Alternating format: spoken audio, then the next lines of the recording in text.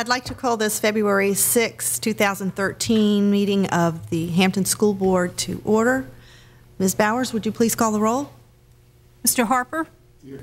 Ms. Henry? Here. Mr. Kilgore? Here. Mr. Pearson? Ms. Phillips? Here. Ms. Smith? Here. Ms. Mugler? Here. Let the record show that we have 6 board members in attendance, along with our division superintendent, Dr. Linda Shiflett, our school board clerk, Ms. Carolyn Bowers, and our school board attorney, Ms. Nancy Reeves, and our student liaison, Mr. Alan Booth. At this time, we'll move to our invocation and Pledge of Allegiance. Of course. Ms. Ruth, would you? Chairman Mugler, members of the board, and those members of the public in attendance tonight. It gives me great pleasure to introduce you to Ethan Barker, a 5th grader at Barron Elementary School. Tonight, Ethan will lead us in the Pledge of Allegiance and share a quote with us. Ethan?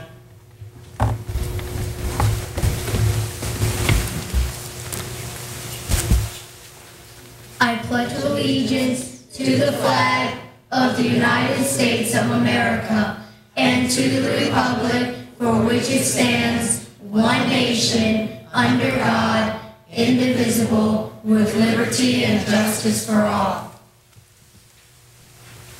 You may be seated. Good evening. My name is Ethan Barker from Barron Elementary, and I am here to say a quote of responsibility by Les Brown. If you take responsibility for yourself, you will develop a hunger to accomplish your dreams. Thank you. Good work, Ethan.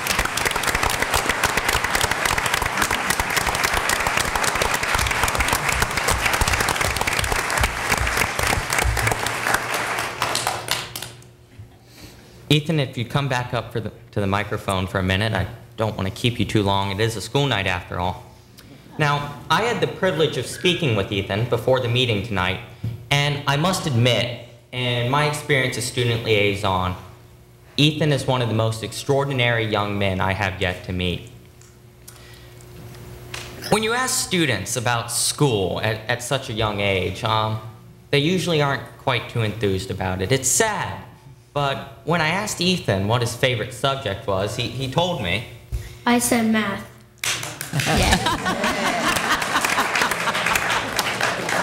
And he's not telling you the full story there. You see, Ethan told me he liked math, not just because it was something he learned in school, but because it was a challenge and because he could prove himself. His drive, I'm sure, will carry him far. Ethan, could you tell the audience what you do as a hobby? I go to Boy Scouts every Monday at 7:30 to 8:30. Now, that's a rare response.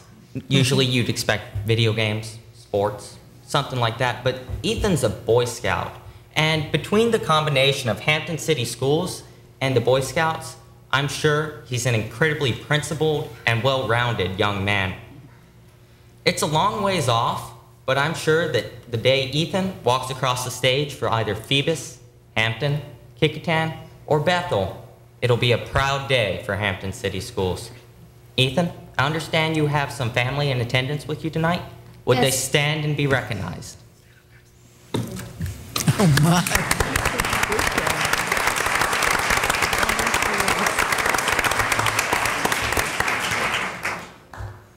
They've done an extraordinary job with you. And one last thing. Speaking with Ethan prior to the meeting, I actually found it hard to get in a few words with him because of the sheer number of past and current teachers out here tonight to support him. So would you all please stand again?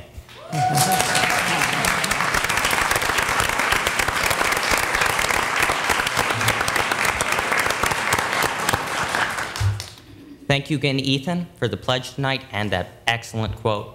And I look forward to hearing great things about you. Thank you.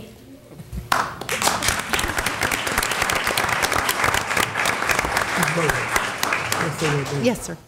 Ethan, my man, I'm the oldest of 5 kids, and it looks like you're the oldest of 5 guys.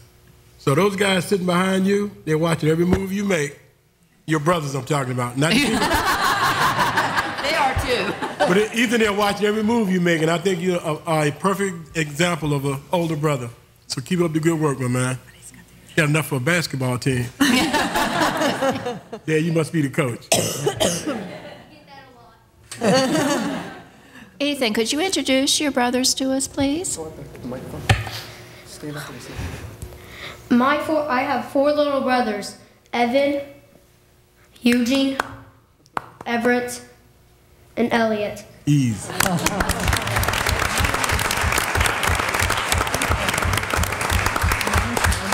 I also have my dad with me.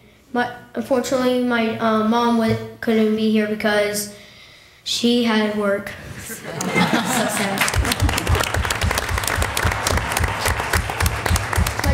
My two old brothers, Evan and Eugene, go to Barron with me, and my others, Everett and Elliot, they go to Langley in pre-K, and next year they're going to be in Barron, so another set of twins in Barron. You don't need to worry about your mom not being here. Believe me, she's going to watch it on television. I hope.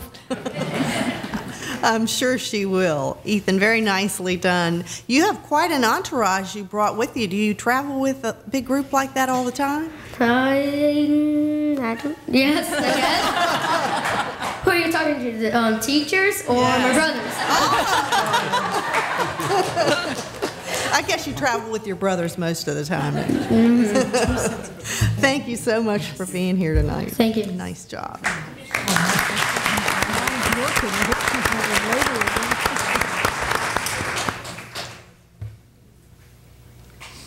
At this time, we move on to recognitions, and I'll turn things over to Ms. Ann Stevens-Cherry.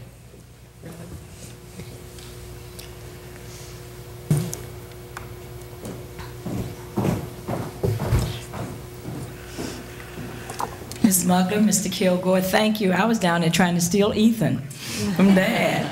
Let's have another round of applause for Ethan, his brothers, and Dad. Such a wonderful role model. Tonight, as we begin our recognitions, we want to let you know that Governor Bob McDonnell proclaimed February the month that we should show appreciation to our school board. So it's officially School Board Appreciation Month. However, that's something we should do on a daily basis, because our school board works tirelessly to make sure that we are in good hands when it comes to what happens in Hampton City Schools. And what the state does, the Virginia School Board Association does, is to send you ideas of proclamations and other things that you can use for your school board. They're kind of standard things. But our school board is so special, we want to do something special simply for that reason. So with looking at the focus of this month's and this year's School Board Appreciation Month, the information that came out talked a lot about school boards shaping the futures of children and shaping the futures of education. So with that theme of shaping, we came up with some wonderful quotes for each of our school board members, and I'd like to call on members of the division leadership team who will present those quotes to the school board. Good evening. It's my pleasure to present to the chair, Ms. Martha Mugler. I will share with you a quote from Eleanor Roosevelt. In the long run, we shape our lives and we shape ourselves. The process never ends, and the choices we make are ultimately our own responsibility.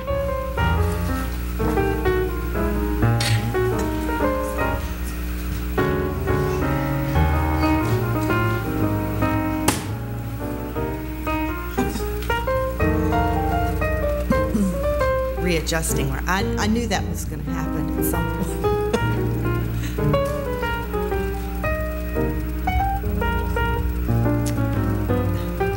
Good evening. I have the pleasure and privilege of presenting a certificate to Linwood Butch Harper.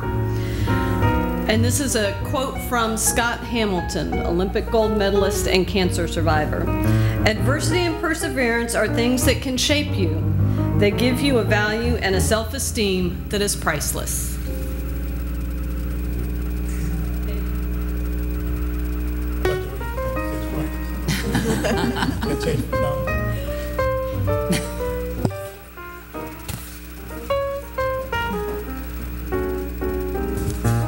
Good evening. This evening, it's my pleasure to express our appreciation to Monica Smith.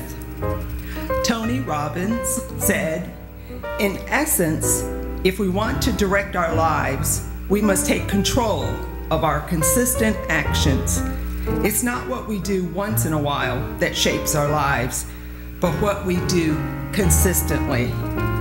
We thank Monica Smith.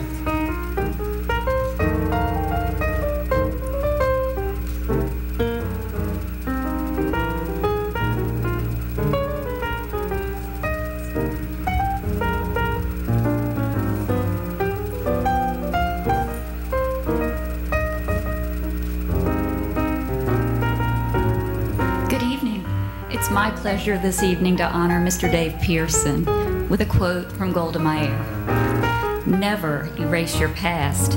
It shapes who you are today and will help you to be the person you'll be tomorrow." I would love to present this in person to Mr. Pearson, but I promise we will deliver it. Thank you.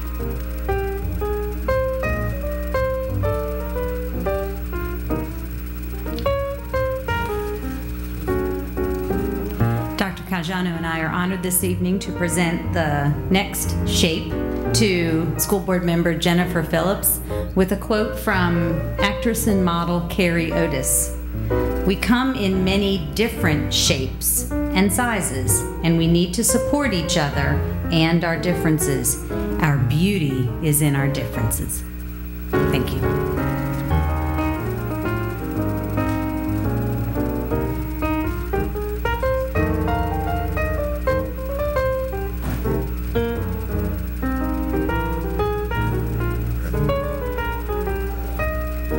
Good evening. It is my privilege this evening to honor Mr.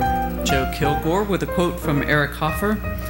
"The only way to predict the future is to have power to shape the future." And you certainly help us do that.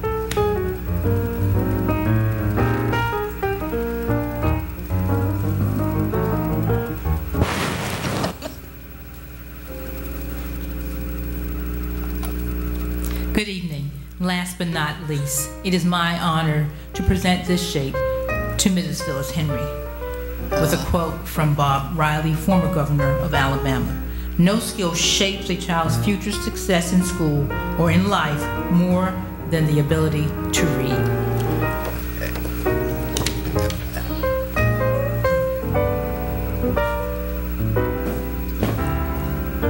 From a teacher.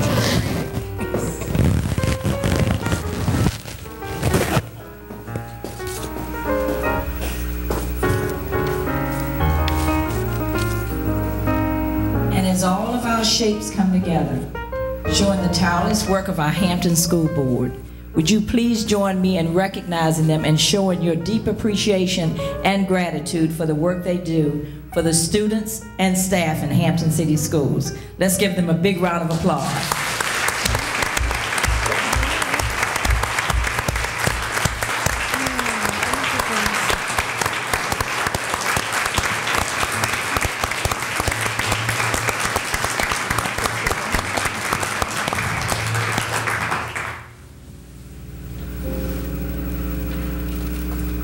And as the last slide says, we thank the Hampton School Board for shaping the futures of every child every day. Thank you very much. Another round of applause, please. Thank you.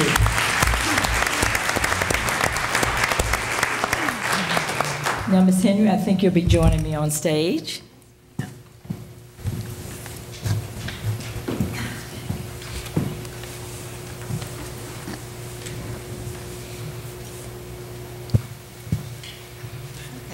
To do this all by myself? You trust me? Okay.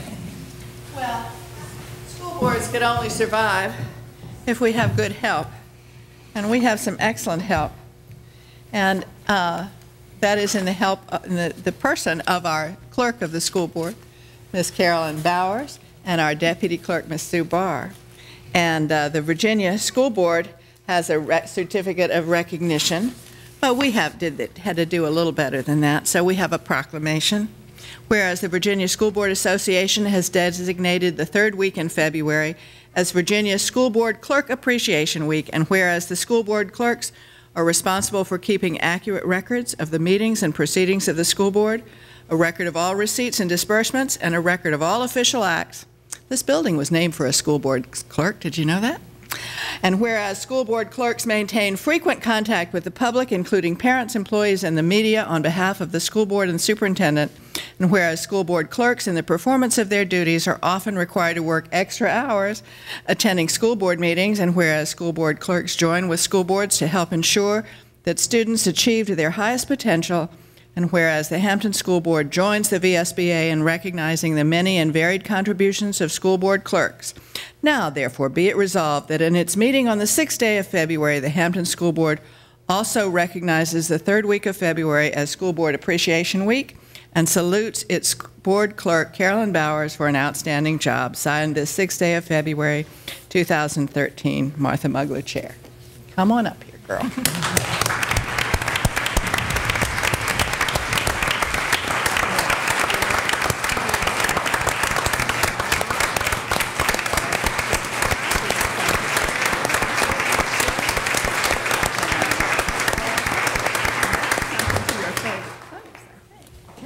Thank you. Yay,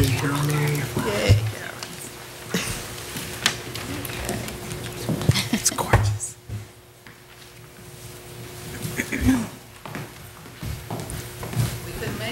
Couldn't make it without Carolyn. Thank you so much, Ms. Bowers, I tell you. And thanks to the division leadership team for doing a great job today. That was really, really special. Now, as many of you know, the school board and the administration have made a conscientious effort to make sure that when people come to our schools and our departments, they feel welcome. So there's a big emphasis on providing exceptional customer service.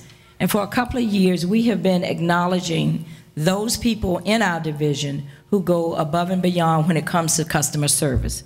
So with that in mind, I'd like to call on Terry Shepard from School Operations and Maintenance.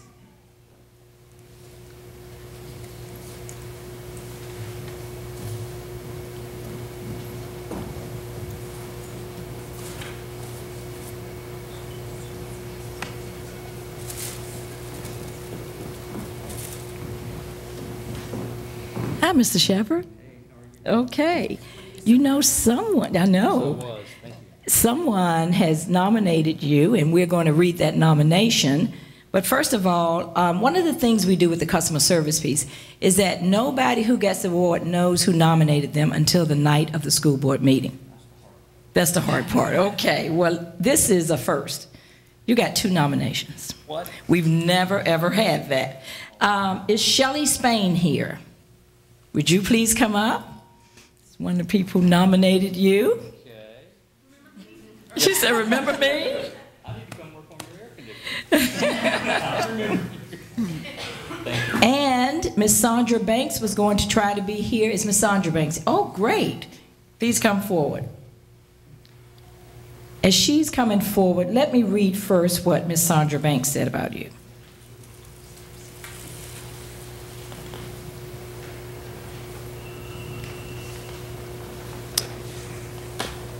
She said, one day my classroom was quite cold.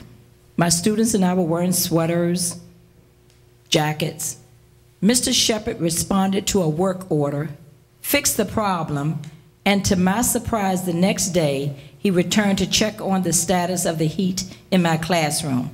I definitely felt that he went above the status quo. I was thankful, appreciative, and definitely impressed by his dedication. What an asset to Hampton City Schools. Next.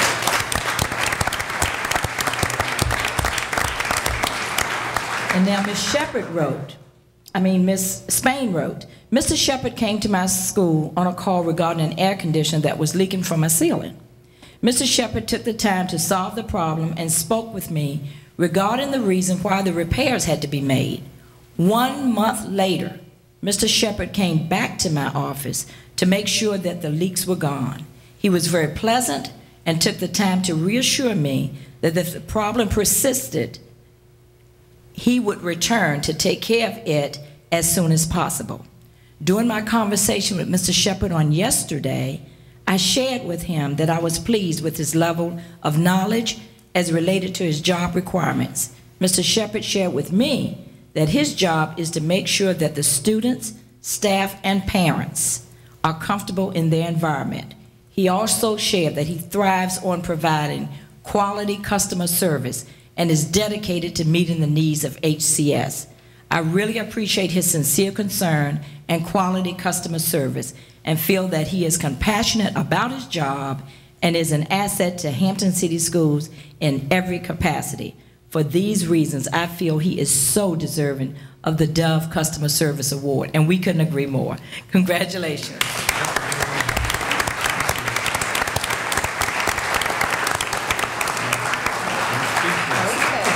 Well, it's one thing to be good at your job, but it's an extra thing to care about the people you're doing the job for, and we appreciate that. If it wasn't for them, they wouldn't need me. Okay. If it wasn't for Mr. Sawyer, I wouldn't be here. So thank you, Tom. Can't thank you enough. Okay. And I can't thank you ladies enough. Thank you. And again, if you have any issues.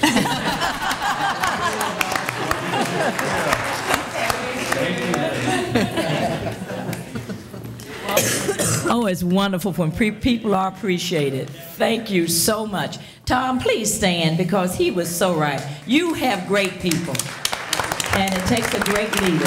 Thank you so much. That is wonderful. And it's also wonderful when people take time out to recognize people for doing great jobs. For our next recognition, I'd like to call on Lacey Rowe from Kickertan High School.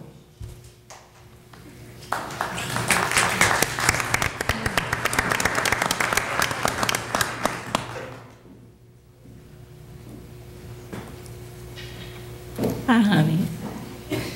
You know, if there were a contest held across the world for Latin, I believe the folk at Kickertan High School would win it because they are always here being recognized. And we're recognizing Lacey today because she was the first place winner in a state competition. She won first place. I'm talking about it. She's nodding her head. Yeah, that's right. I did. I'm loving it. She first place winner on the Latin vocabulary test at the Virginia Junior Classical League Convention. So let's have a round of applause for her.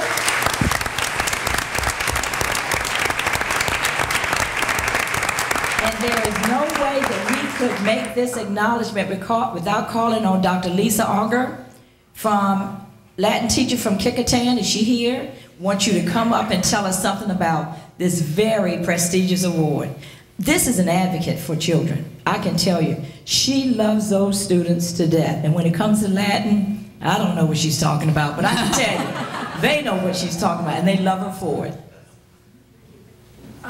Well, in November, 25 Kickertan Latin students spent a weekend in Richmond devoted to the study of classics and their influence. After a rigorous day of exploring some of the state's treasures, the state capitol, the Museum of Fine Arts, and the Virginia Historical Society, students checked into the Hilton Garden Inn downtown to actually serve their duties as delegates to the Virginia Junior Classical League Convention. Here they participated in a range of activities, from a service project to help the Lions Club eyeglass collection, to a pep rally, to various academic and creative competitions. This year, Kickertan students' talent stood out in several areas: composing modern myths, ink drawing, computer-enhanced photography, and knowledge of Latin mottos. The student honored here this evening, Ms. Lacey Rowe, an archaeologist in formation, excelled in 3 areas, which is notable in itself. In the creative arts, she earned a 3rd place award for a lovely painting of the goddess Flora. In Latin itself, she had the distinction of placing on 2 exams. She earned a 7th place in Latin reading comprehension, which is really no easy task, considering the fact that many of her competitors are trained at the state's most exclusive preparatory and magnet schools. Tonight she's being honored for earning the highest award vocabulary exam. She's the first student in the Kecoughtan's history in the decade I've been taking students to convention to earn a first place at this venue on an exam. So this is truly an outstanding accomplishment that speaks to her intelligence, her persistence, and her pure talent. So, Lacey, congratulations.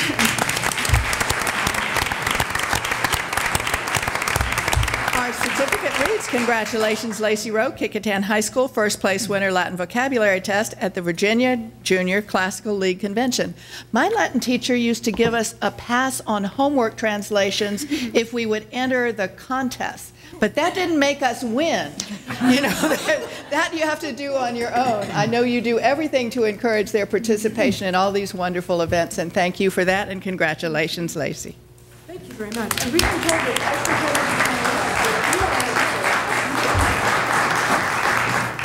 Thank you again. I'm glad that you gave us all the information about Lacey, because I just love bragging about our students, especially when they do things I don't understand. And I noticed when you were going through, I was watching some of my colleagues, and they were going, they don't understand it. So at least I will say it. Lacey, hold up 1 second, honey. One of the things I want to do while you're still here is our Dove Award winner. Is he still here? Is he still here? Did he? Where is he? Where'd he go? His wife is here, I understand, and other people to support him. Yeah, want to see your support. Just have him come in. Okay, he's telling me to wait. So sorry about that. Yes, wave. Oh, got a lot of support. Bring the baby. Yeah. That is wonderful. Thank you so much. I know there's a Kecoughtan contingent here supporting Lacey. You all want to Exactly. There you go.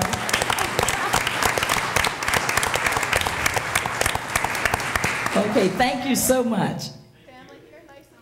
Come on.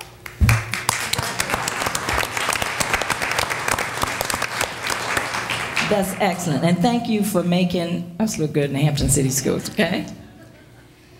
You know, the week of February 4th through 8th actually is National School Counseling Week. And I don't know of anybody who does a better job of overseeing all the counselors in our school and just the awesome amount of responsibility they have than Penny Peterson, who heads all that up. So will you please come on stage while Miss Henry is going to read a couple of proclamations. But we want your face here so we can put a face to it, okay? I've got two. Well, I'm going to let Miss... Come on here, girl. I'm going to put you to work. Oh. I'm going to let you read this one because you're responsible for it. Okay. You got your glasses on? I got my glasses on. I'm ready. This is because this is among the things that counselors do. Counselors do a lot of hand-holding. They hold teachers' hands, they hold principals' hands, they hold children's hands, and parents come in and say, what am I going to do with this child besides wait till she's 17? And they hold those hands too.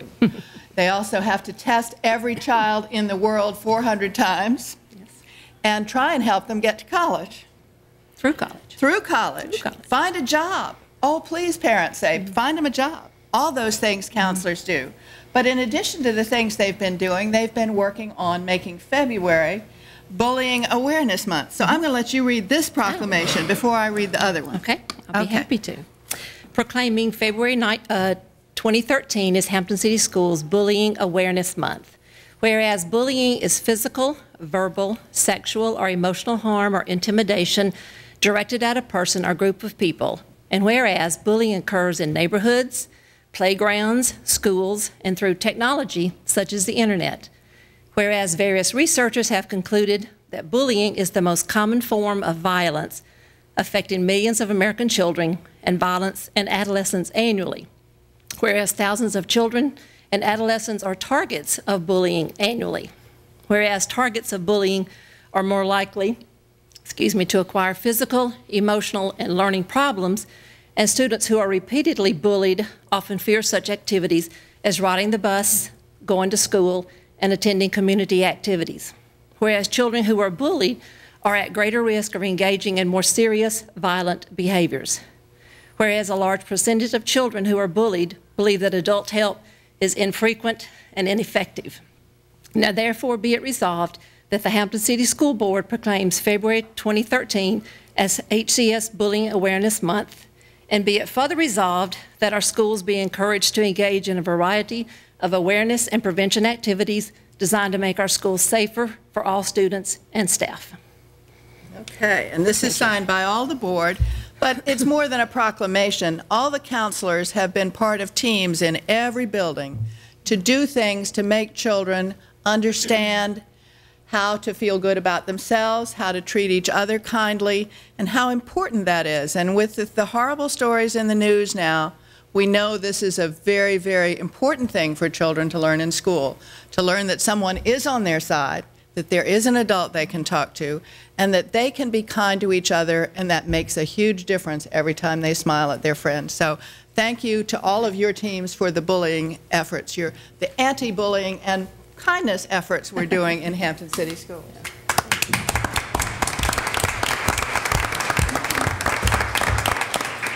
Well, I get to read one. You read one. This says, this is National School Counseling Week, whereas school counselors are employed in Hampton City Schools to help students reach their full potential. And thank goodness, right now we have one in every school. Not all school systems do that. Whereas school counselors are actively committed to helping students explore their abilities, strengths, interests, talents, and these traits relate to career awareness and development.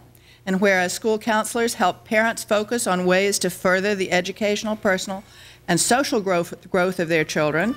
And whereas school counselors work with teachers and other educators to help students explore their potential and set realistic goals for themselves. And whereas school counselors seek to identify and utilize community resources that can enhance and complement comprehensive school counseling programs and help students become productive members of society. And whereas comprehensive developmental school counseling programs are considered an integral part of the educational process that enables all students to achieve success in school. Now, therefore, it be it resolved that the Hampton School Board proclaims February 4th through 8th, 2013 as National School Counseling Week, and this is signed by the superintendent and all the members of the board. Thank you. Thank you so much. And thank you, Penny, for all that you do, and all of your counselors. We have a bunch of counselors here, I bet you. Can you all stand up and be recognized? I think they're all working. They're all working. We've worked them to death. It's the beginning of second semester. They're getting everybody ready. Oh, yes. But I do accept this on their behalf. They are in the trenches every day, and they do all the hard work. But thank you. I appreciate it. Thank you so You're much. welcome. I'm going to take my other one. Okay, take your other one. Congratulations again to all our school counselors. When it comes to National Board Certified Teachers, the name Hampton City Schools and National Board Certified Teachers are almost synonymous. And that's because we have such a large number of people who rise to the challenge and the level when it comes to being the best of the best. And to recognize our new National Board Certified Teachers, I'd like to call on Joan Davis, who is our Organizational Development Coordinator.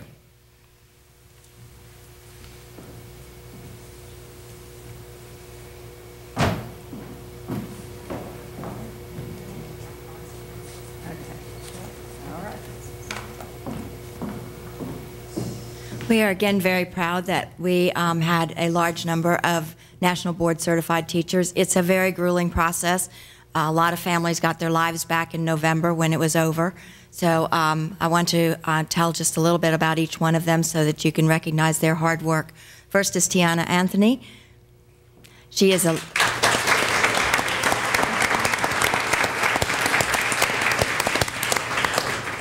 Tiana is a language arts teacher at Phoenix, and Tiana took the box. You're going to hear some stories about what happens during this process, I hope to tell through their stories. She took her box, she had loaded it, and took it to the post office, and she was standing there talking to the box, holding it like it was a precious child, and saying, "Please make our family proud." And the lady behind the counter said, "Hand it over, we're closing." So that was how the box got mailed. So that was Tiana's story. Everybody has something. Those boxes are very interesting. Tiana, there's your award. Congratulations.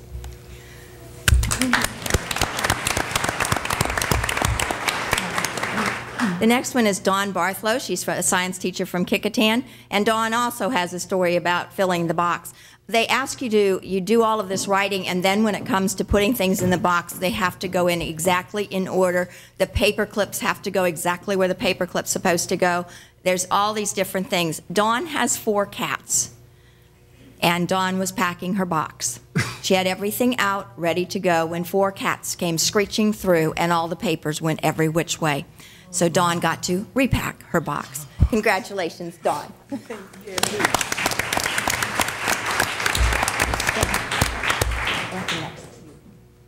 And the next 2 I want to call together. Sandy Boswell and Ellen Newsom are first grade teachers at Tarrant. And I started out, I called them the 3 Musketeers because Joyce Buchanan was with them until last year when she passed. So she's been helping them, and the 2 of them were determined that they were going to do this. On the day, an email is sent out, and you're told that scores are available, and the only ones that can see the scores are actually the candidates themselves. So none of us could go online to see that. But Sandy, the non-sleeper, got up at 5 in the morning and started checking to see if they could get online, and at 5 a.m. the scores were available. So Sandy looked at hers, probably did a little screech and made sure that it actually said, "You are a National Board Certified Teacher." And then at 5 a.m. picked up the phone and called her good friend, Ellen, and got Ellen out of bed. Ellen went to her computer and got on it and looked and thought, "I'm not sure." So she got her husband up next so that he could come verify that it said, "Congratulations, you are a National Board Certified Teacher." And then they screamed and yelled together.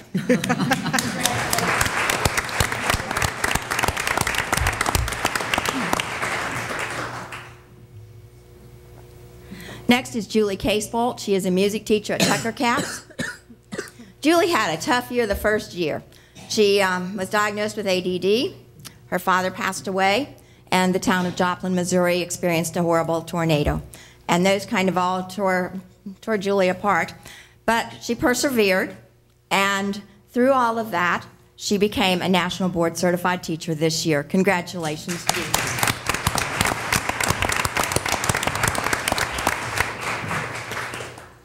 Next, we have Katie Coyle from Hampton. She is an ESL teacher.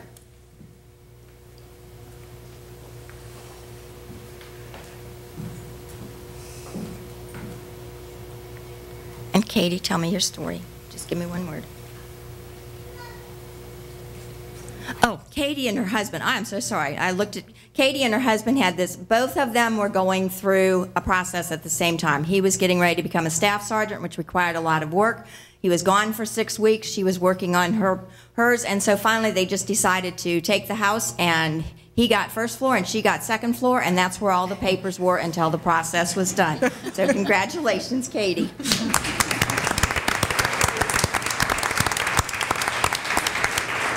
And Jennifer Humble's not here tonight, and there's a very good reason. Tomorrow morning, her son will be born and will join Lily, their daughter. She's gone through the process, and she was a teacher at Langley when she started and now is the AP at Asbury. So we're wishing Jen the best of luck, and that little Owen will be here early tomorrow. Ashley Ide was a social studies teacher at Phoenix.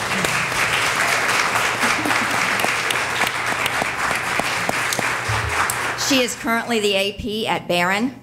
And Ashley says, "It's like being on Survivor shows. You don't know what's coming at you. You're not sure if you've answered anything correctly. You don't know what's coming next. And all of it just keeps pushing you, and it's very, very frustrating. And then you finally mail it off and to the judges, and then you get to wait and find out if you've made it. So congratulations, Ashley. You survived."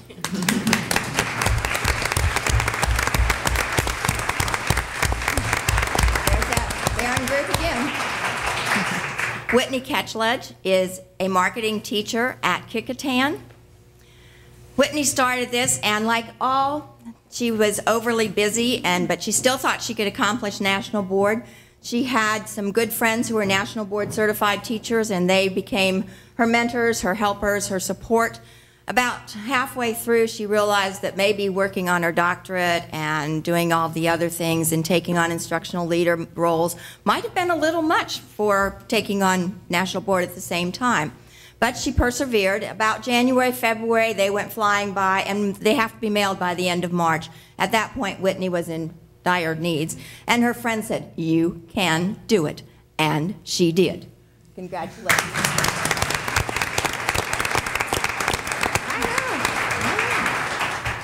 Kim Sweeney Grisdale did this. She was a music teacher at Eton when she started, and as Kim told me, she said, "I was determined." She said, "I think I was the first person in your office after the first year when I didn't make it right away." Her daughter, Ava, who's right over there, was 5 when Kim started. She's 7 now. And as a 5-year-old, she knew not to come within 3 feet of the dining room table because Mommy's papers were all over it. So the thing that Kim wants to say to Ava is, "Ava, I love you more than cookies."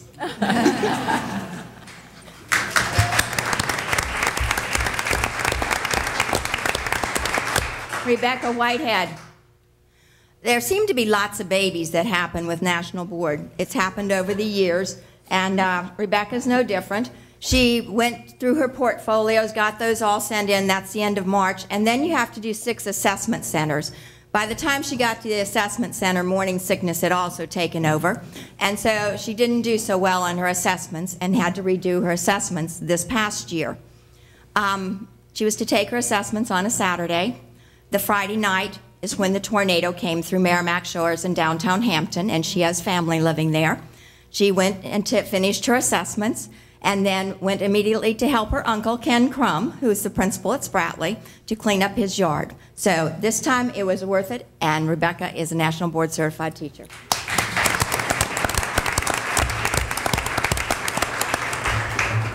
And Elizabeth Wilder also could not make it tonight. She's a language arts teacher at Phoebus.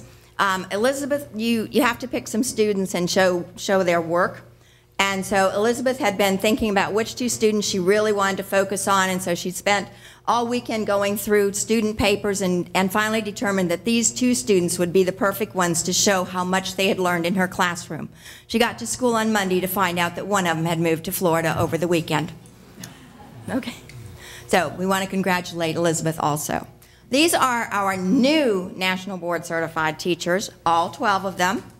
And so I want you to give them a huge hand.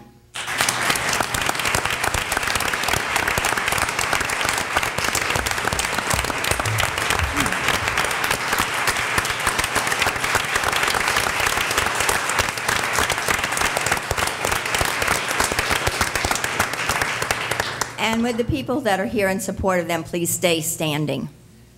Would all of you some of the spouses and children take a real hit on this. They work very, very hard. Congratulations. Are we going to have them stay? Oh, you got something too? Oh, I got to say something about it. Okay, well, I got 5 more to do too, and you know what time it is. You want me to do those 5 too? Joyce Corriere. Joyce Corriere decided that I should be part of her story. She thinks maybe I should sell waterfront property in Iowa, which is where I came from. She came into my office to bring me some certificates so that I could add some things to her record. And we were talking, and I said, "Have you started your National Board recertification?" And she said, "No, I'm not going to do it."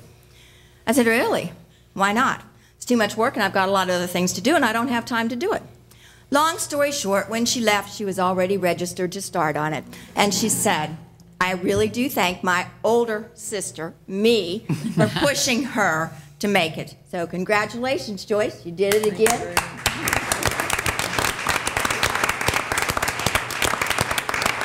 And then I want to do Christy and Claire together because they started this process 10 years ago, actually. They both certified in 2004. And the recertification process is done, you start 9 years later. Both of these girls were married. They each had 1 child when they started, and they thought they were incredibly busy at that time.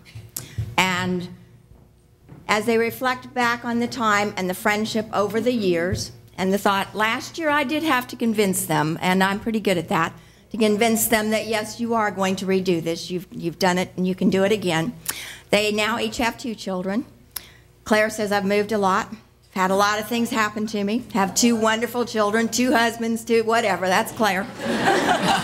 Christy has the same husband. It's just 2 children. He was 3 when she started. He's 12 now. She has a 12 and a 13 now.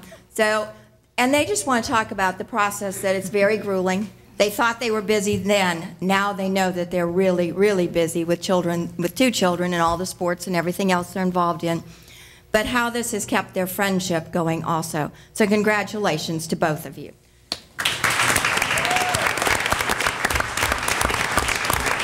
And Christy is a language arts teacher at Andrews, and Claire is a social studies teacher at Davis. And did I say, Joyce, you're a science teacher at Hampton? We are. No, I didn't. We know that. Okay. The next one is Sherry Martin, and she is a math teacher at Davis.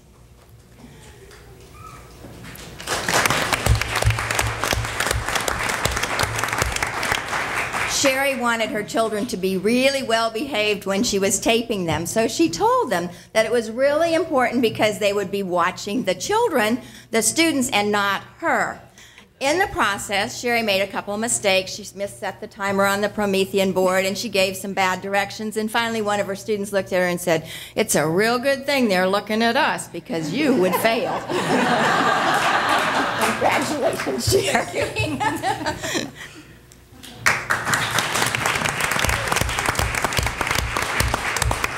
All right, Steve Shaw, come on. Not last but not least here.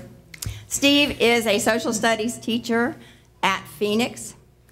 He decided he was going to use primary source material, which put him to about 2 weeks before the box was due to be sent in. So he's really kind of pushing the edge there, weren't you? Yep. So anyhow, but he wanted to do it on the Cuban Missile Crisis, and he had some really neat materials that he was going to use. And so he did the taping of his kids. At the same time, his wife, Faye, was going into the hospital for some surgery that took longer than expected. And so, anyway, Steve ended up being at the hospital with Faye and working on his project at the same time. He said, at times, I didn't even know what I was writing. And so, he said, I had already just resigned myself to the fact that I would have to redo this year. But obviously, you knew what you were doing, didn't you? Congratulations on reading it.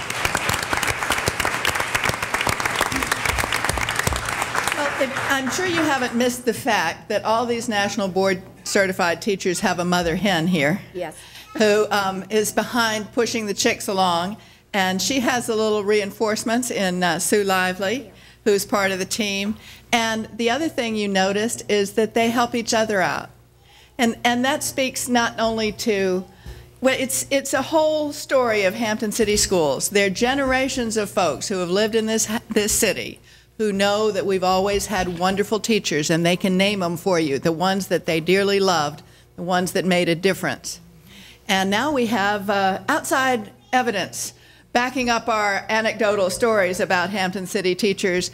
We have national board certified teachers, more than any in the region. I think more than anybody except Fairfax County, which is like 10 times bigger than we are. If we did percentages, we'd make it. If we had percentages, we'd be big. We'd beat Fairfax then. We're about good 10%. That's fantastic.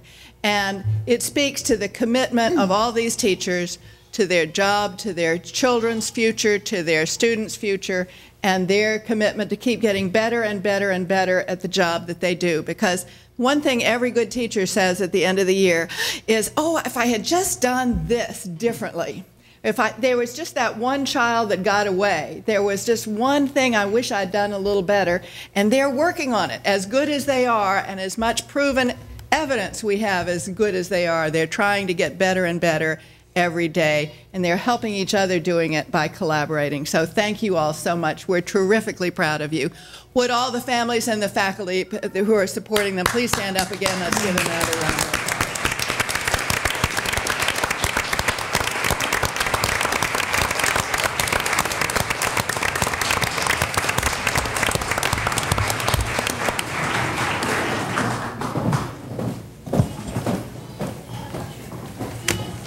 Thank you, Ms. Henry, and congratulations again, NBC teachers.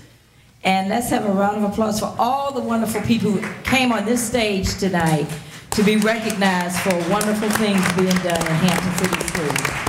That concludes our recognitions portion. Ms. Mugler. Yes, sir. Thank you, Ms. Stevens-Cherry. Do want to say another word of congratulations to those national board certified teachers for going above and beyond in qualifying yourselves to be nationally board certified. We're so proud to have so many in our division. And I want to say another note of thanks to Ms. Carolyn Bowers, who is our school board clerk, and recognizing her. But she's a tough one to pull off any surprises on. We tried to do that tonight, but since she's the hub of our communications, it's really tough to surprise her. You did good. We really appreciate everything you do for us. Ms. Mugler. I'm sorry, Mr. Harper? Ms. Stevens, before you leave, everybody, there was an article today in the newspaper about a person who's not a teacher, but who supported our Hampton City Schools for years and years and years. It was Ms. Stevens-Cherry's mother. Ann, could you briefly tell us what her award was? Okey-dokey. It's not on the agenda, I know, but this is some good news, too. Can you use this? Oh, I'll use this.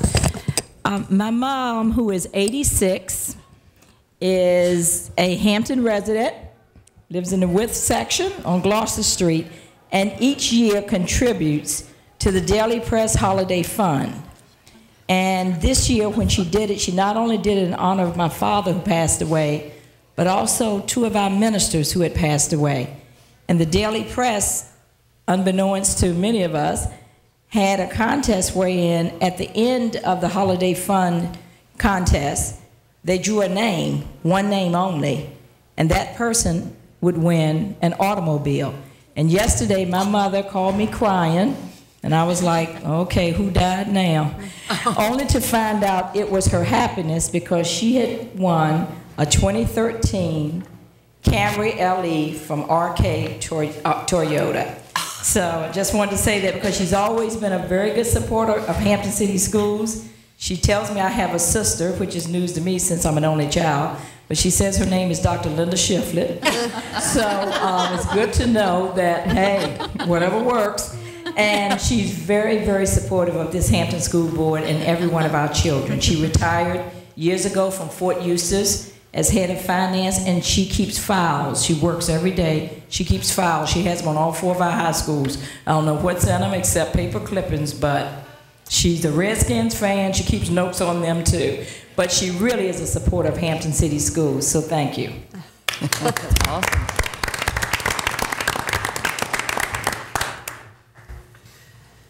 We move now to our consent agenda. Is there a motion? Madam Chair, I move approval of the consent agenda. Second. It's been moved by Mrs. Phillips and seconded by Mrs. Smith that we approve our consent agenda. Is there any discussion? There being none, Ms. Bowers, would you please call the vote? Ms. Smith? Aye. Mr. Harper? Aye. Ms. Henry? Aye. Mr. Kilgore? Aye. Ms. Phillips? Aye. Ms. Mugler? Aye. Motion carries. We now take up our superintendent and staff reports, and I'll turn things over to Dr. Linda Shiflett. Thank you. Our first report this evening is actually an update, and it may be a little confusing to you because you may not be familiar with this particular name. Positive behavioral interventions and support was previously known as effective school-wide discipline. And so, Ms. Ruth, would you please introduce our presenter? Absolutely. Good evening again, and I'm going to very quickly turn things over to Ms. Sue Lively. She is the force behind our positive behavioral interventions and supports program. So, Sue? Thank you. Good evening, Chair Mugler, Vice Chair Kilgore, Dr. Shiflett, members of the board, staff, and community. I want to thank you for the opportunity to update you tonight on the progress of our schools as they implement the framework of positive behavioral interventions and supports. PBIS is a state-directed project that provides positive behavior and academic supports to all students. In Virginia, this process was formerly known as Effective School-Wide Discipline, or ESD. We have now fallen in line with the rest of the nation, and Virginia's ESD initiative has been renamed Positive Behavioral Interventions and Supports, or PBIS of Virginia. Tonight I'll provide information on research presented to the Virginia General Assembly, review the PBIS framework, share Hampton City Schools implementation products and outcomes, and update you on the current status of our schools in the implementation process. The report entitled Educate Every Child, Promoting Positive Solutions to School Discipline in Virginia was presented to the General Assembly last year by the Legal Aid Justice Center's Just Children program. Tonight, I would like to just highlight their findings on the 4 key reasons excluding students from school affects everyone. First, exclusion does not improve behavior. Today, suspended and expelled youth are more likely to become tomorrow's dropouts. Poor school climate leads to lower student achievement and increased teacher turnover. Harsh penalties for minor misbehavior do not make communities safer. The recommendation of Just Children to address these findings is that Virginia should increase the number of schools participating in effective school-wide discipline, now PBIS of Virginia. They also recommend that the General Assembly should provide support through resources and funding. In response to this recommendation, Governor McDonnell has included funding in his budget for PBIS. Secondly, they said the Department of Education should reward schools that implement PBIS through the Virginia Incentive Program. And third, local school boards should apply to participate in PBIS. Hampton City Schools had the foresight to begin exploring the process several years ago, so we are now ahead of the game. Then called ESD, now PBIS, was included in the 2015 strategic plan as a key initiative to address the strategic goal of creating safe and nurturing learning environments. What exactly is PBIS? It's a data-driven decision-making framework for establishing the social culture and behavior supports needed for a school to be an effective learning environment for all students. Through PBIS, we are creating the conditions necessary for learning to take place. Some of the evidence-based features of PBIS include prevention. Schools are being proactive and creating an environment to prevent negative behaviors from occurring. They define and teach positive social expectations. They acknowledge positive behavior, giving feedback in order to maintain the desired behaviors.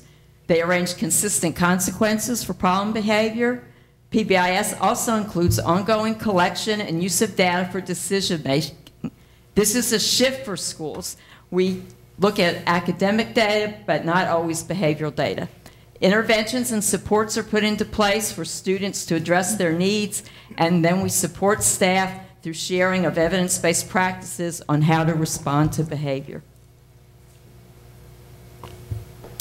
You have seen this pyramid, sometimes this way and sometimes turned upside down, with academics and response to intervention.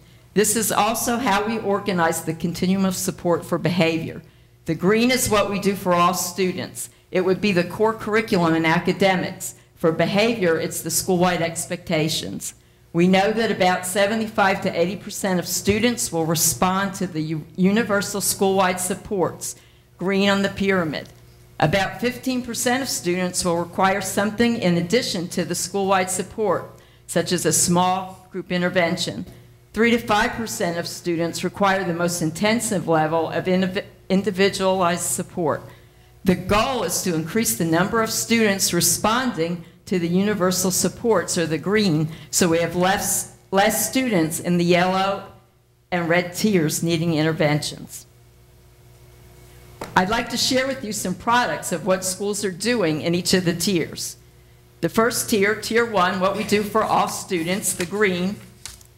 Schools create school-wide expectations. This is a sample of the expectations created with the staff and students at Cary Elementary School. Next, they define the expectations in concrete terms for all areas of the building. This is Armstrong's descriptive behaviors for hallway expectations. Phoenix for the cafeteria,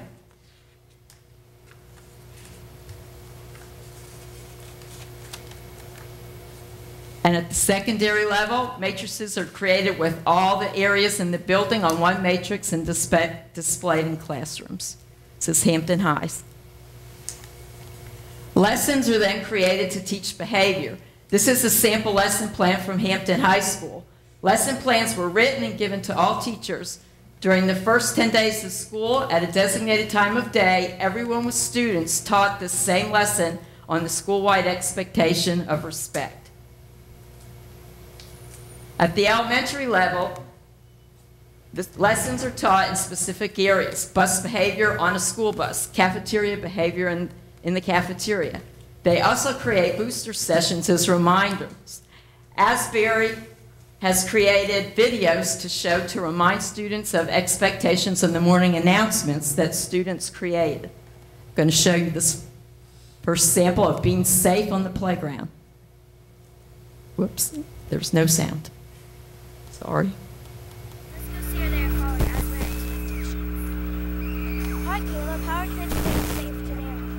The students are stating in the video the expectations of sitting on the swing, feet first, swing carefully, and going down the slide, feet first, one at a time. And so the students are actually describing the expected behaviors, and then they run these over the announcements in the morning.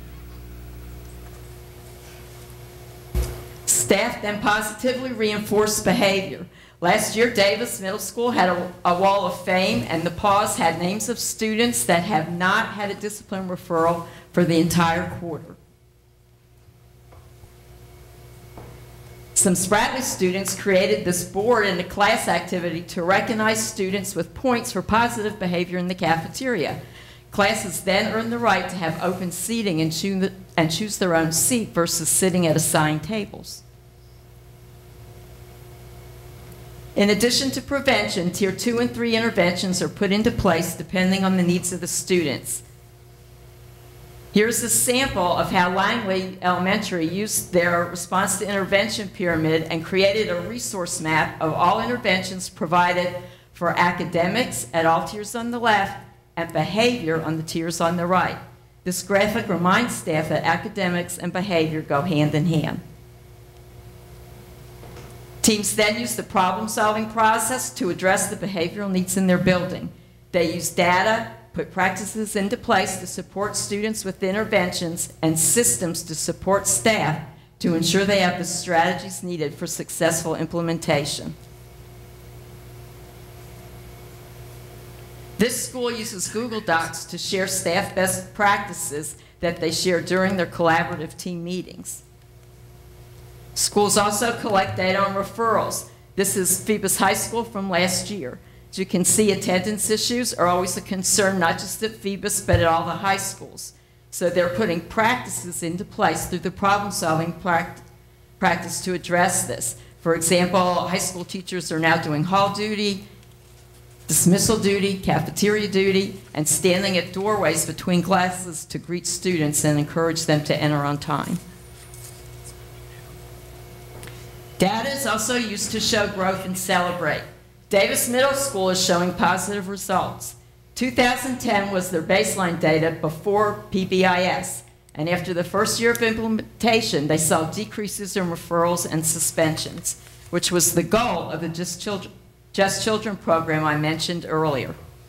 You can see in office referrals a 38% decrease, in-school suspensions 21% decrease, and out-of-school suspensions a 6% decrease. Now in the second year of implementation, their decrease in the number of office referrals the same time this year is amazing. They had a 60% less office referrals this year as the same time last year. The next step is to break down the data in order to provide interventions at each tier.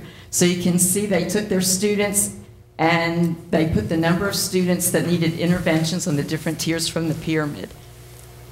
If we go back to the pyramid, this slide demonstrates how Davis is meeting the goal of increasing the number of students following the school-wide expectations. They increased the universals, the students that are following all school-wide expectations. that normally ranges 75 to 80%. They have increased it to 91%. So now they're providing interventions to 9% of their population versus 20%. They have fewer students that need interventions, allowing for more instructional support from administrators, increased instructional time for teachers, and an increase in student learning. Davis's team leader, Jackie Warren, is here tonight, and she's played a critical role in moving their efforts forward. I had a discussion with our support from TTAC today, and they told me that this number is unprecedented, that the highest number they've seen of increasing universals at the middle school level is to 82%, and Davis has made it to 91%. Where is she? When implemented with fidelity, discipline referrals decrease, school climate and school safety improve, instructional time is regained, instructional environments improve, instructional practices focus on student learning, and teams focus on student learning. 25 schools are currently implementing PBIS in Hampton. These are the stages of implementation. As you can see, we have several schools beginning the process this summer. As a fidelity check, there are benchmarks of quality that are to be met by schools as a self-assessment. For sustainability, we've created a PBIS leadership team to monitor our progress as a division. The team is representative of our support departments and practitioners from schools. This team is also broken into smaller work teams to focus on specific division needs. Some of our goals are to increase visibility. This team is looking at creating a link to our website or brochure for parents with information on PBIS, and also a Google site for staff to share best practices. The policy alignment team is looking at putting a common language that we're using in the schools with PBIS, also in the Rights and Responsibility Handbook, the HERE Initiative, and the Culture Competency team. The training, we have a team planning training for our staff for sustainability, for the teams in the buildings. There's a group exploring the data collection tools for reports and the evaluation of the project. And there's also a team that is participating in site visits to provide behavioral expertise to the teams. It's been exciting to be a part of the growth of PBIS in Hampton, and I know the framework is having a positive impact on our schools and will ultimately impact our families and community. Thank you for your attention and support. Thank you very much, Mrs. Lively. Any questions or comments from board members? You said you had somebody here from Davis. Yes, I do, Jackie, and also there were some people here from the leadership team, if they would stand. We should applaud her. Yeah. Tammy's on the leadership team, you can join. Stand, leadership team, stand. And there's several others, so they're here to support us division-wide. Ms. Smith? Yeah, I just have to say I visited a school at each level to see PBIS in action after Ms. Lively took me through the whole thing. I was just so excited. I went to Langley Elementary, Davis Middle School, and Hampton High, and I'll just tell you how exciting it was to see, because it's so important to keep that discipline under control so that the teachers and the students can really focus on what they're there to do, and that's the learning. And this program really does a lot of that. It's neat to see how it's uniform at the different schools, yet very different at each of the schools, you know, catered for those grade levels, catered, you know, the positive rewards are obviously different from a kindergartner versus a high schooler, but they've got that all lined up, and like how Davis Middle School pulled in, even as they collect their tickets, they can bank them and develop bank accounts, and they sort of learn how to save and spend their money on different school spirit items, and just the creativity out there is really neat. So I'm excited to see these other schools really get on board and learn from them, and we can see data from them that's just as great, hopefully. Yeah, but so thank you so much. It's great. Thank you. Ms. Henry? I'm kind of sorry that Virginia had to give up the idea of the title of effective school-wide discipline, because that's kind of logical. And I just hope that when we talk about this with people, we'll say positive behavior intervention, and not PBIS, because acronyms are just awful when we're dealing with members of the public, and we forget. We're so used to saying them to ourselves, and everybody is like, what in the world? This is public broadcasting. What is this? You know, acronyms, if we just remember to call it positive behavior intervention, that's probably going to, or positive behavior framework, because that's what it is. And I think most organizations limp along with the notion of 80-20. If 80% of the organization is going along, you've got that 20% that's a drag. Well, if we can get to the point where you don't have 20% drag on the organization because you've gotten 90% of the people, of the young people on board with the expectations that are understandable, and the teachers are going to support that. That's a wonderful growth in effectiveness of an organization, and that's what schools are. They're a little city that operate on their own steam, and if you can get that much buy-in from children by just simply being consistent and positive, it's a wonderful thing. So congratulations to Davis and to all the schools that are doing this. Thank you.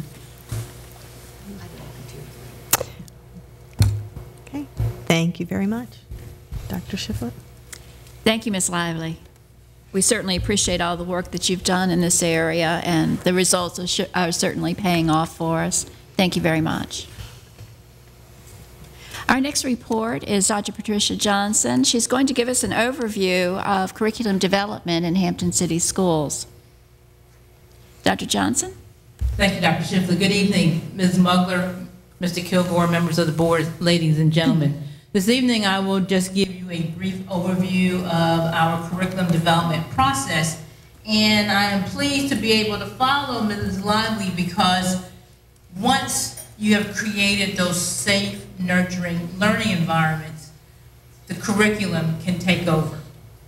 This evening, I would like to share with you how curriculum development is related to the strategic plan, the requirements outlined in the Code of Virginia, a listing of policies that are related to this process, a definition of curriculum, critical elements of curriculum, share with you a little bit of our curriculum development process, and then bring it all to a close. But before I do that, I would like to recognize the key people who make curriculum happen in our school division. And this evening we have with us several curriculum leaders, and I'd ask for them to all stand. Mr. Jesse White, Career and Direct Technical Education, Ms. Tiffany Hardy, English Language Arts, Ms. Pat Thompson, PE Health and Family Life, Ms. Debbie Summer, ESL, Foreign Languages, Ms. Carolyn Holmes, Mathematics. And thank you, ladies and gentlemen, for being with us this evening. As Mrs. Lively shared in the presentation on positive behavioral intervention and supports, the focus was on Goal 2. Tonight, I would like to move our conversation to Goal 1, which is to maximize every child's learning. It is the first goal in our strategic plan, has been in our strategic plan since 2005, was validated by our community again in 2010. But within that strategic plan for 2015, we have student learning targets. So in addition to the core curriculum, reading, writing, mathematics, the community also identified other areas that they wanted Hampton City Schools to focus on. And those student learning targets include the ability to organize, prioritize, set goals and manage time, to collaborate and work productively with others, the ability to resolve conflicts, and to think creatively and critically. The Code of Virginia, in Standard 1, instructional programs supporting the standards of learning and other educational objectives, specifies that local school boards shall develop and implement a program of instruction for grades K through 12 that is aligned to the standards of learning. We have several policies for Hampton City Schools that are related to curriculum development, and they include a policy statement on curriculum development, curriculum guides and course outlines, planning for instruction, textbook selection and adoption, and standards of learning tests and graduation requirements. And you'll see how these policies fit within our framework. To help everyone understand, I thought it was important to define curriculum. And the definition that Dr. David Squires from Southern Connecticut State University clearly explains what curriculum is. Curriculum is the district's written plan incorporating aspects of time use, content, and process aligned to standards and assessments that establish a focus for instruction, assessment, staff development, and management to improve student achievement. There are 3 critical elements related to curriculum, so it's not just that written plan. There's the written curriculum, the taught curriculum, and the tested curriculum. Our written curriculum by state mandate must be aligned to the state standards of learning, or the SOLs as most people know them as. They're developed using resources provided by the Virginia Department of Education. We design instructional strategies based on the research. Through the Compass initiative that was done several years ago, we created our own uniform curriculum template, and we deploy our curriculum through a web-based software solution that provides teachers and administrators access to the curriculum 24 hours a day. And you saw that demonstration of SchoolNet in the fall. The taught curriculum happens in the classroom when the written curriculum is translated into lesson plans. And those lesson plans are written by teachers to identify the content, which is specified in the SOLs, and the context. And the context speaks to the level of rigor and the format that that information needs to be imparted to students. Teachers use their lesson plans to deliver instruction and guide student learning. The tested curriculum, again, must be aligned to the standards of learning. Our locally created assessments, those that are created by our curriculum leaders and teacher specialists, are aligned to the content and the context of the SOLs. And again, the context of the SOLs speaks to the format and the level of rigor. We use our tested curriculum also to gather student achievement data that helps us to assess the effectiveness of the curriculum and the delivery of instruction. Student achievement data is also used to assess students' level of mastery of the standards.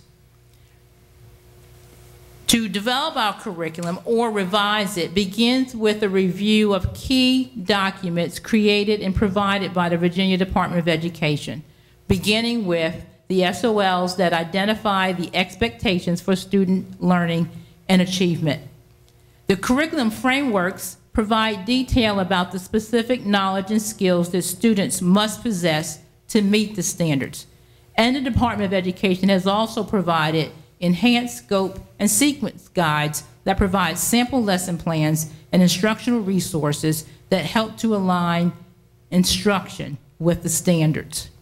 That process also includes a review of test blueprints that detail specific standards to be tested and how the questions are constructed, as well as release tests and test items that provide a sampling of test items and also show the format of the questions. And you'll see asterisks next to those blueprints, because when the standards have been revised and the test is new, we do not have test blueprints immediately available for our new assessments.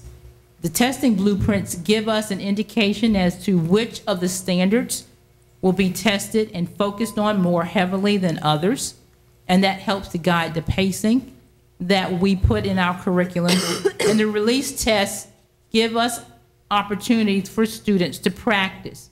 Given the major changes that have taken place in the mathematics standards, it would not be appropriate for students to go back to, say, a 2002 release mathematics test for practice, since many of the standards have moved from one grade level to the next, and the format and the level of rigor has been modified.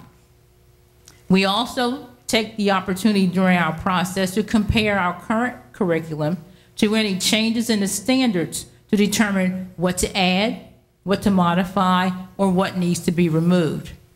An analysis of student achievement also allows us to determine strengths and weaknesses that may be tied to the curriculum and/or instructional processes. An analysis of time allocations for providing instruction also assists in the development and revision of our pacing guides. And sometimes pacing guides may be the bane of our teachers' existence, but when you have 180 instructional days, subtracting days for testing, curriculum leaders and their staff have to determine how to map out the standards that the state says must be imparted to students within the time that we have available. And that is the purpose of the pacing guides.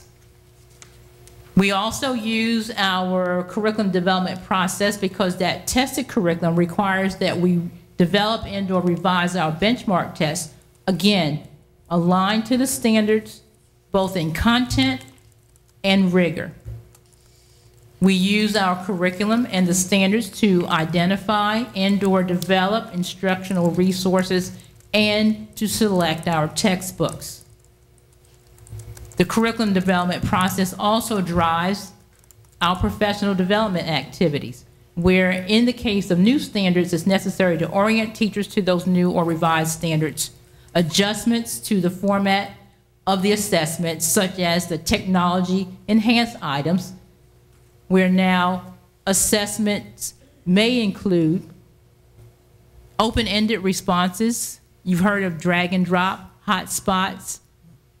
That had to be embedded into our instructional program, and we're using our Promethean boards to provide students with that practice so that that context, that format will not be unfamiliar to them as they will be tasked with demonstrating their knowledge of the standards. And we also must include training on research-based instructional strategies.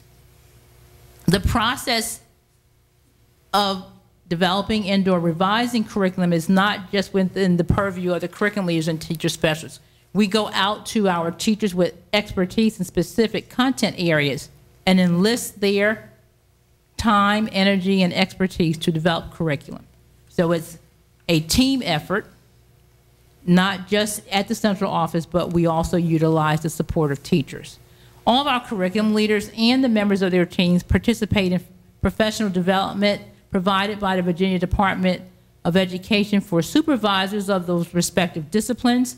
They attend conferences offered by their professional organizations, as well as workshops and training opportunities that are provided by our local universities, such as the College of William and Mary. Curriculum leaders and teacher specialists and selected teachers apply to serve on the Department of Education content review committees. These committees are tasked with reviewing our assessments to ensure that they test the standards and that they are fair. And we always make every effort as soon as any announcement comes out about content review committees to get that information out to our teachers, our curriculum leaders, and our teacher specialists sign up. And while they may not share everything they've learned in those committees, they do get a sense of how the tests are constructed, where the focus will be, and that helps guide some of the work that we do here in Hampton City Schools.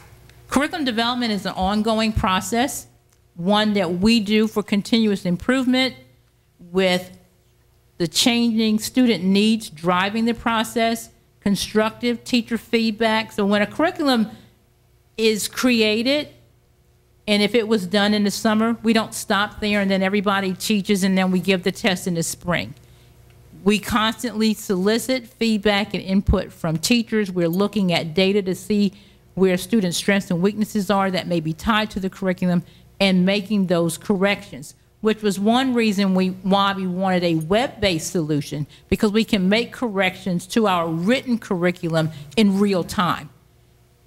In the days of binders, when you wanted to change something on page 19, page 42, and page 57, you had to make sure that you got those pages out of the binder and everyone had the corrected or updated copies. With our online documents and resources, if there's a really neat resource, we can alert everyone, upload it, and they have it all at the same time. We also have to revise and constantly work on updating curriculum and training to address the increased rigor of the SOLs.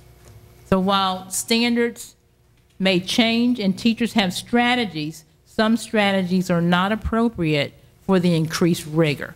All of the strategies that we use for helping students to be successful on a multiple choice assessment will not help them with the hot spots and drag and drop.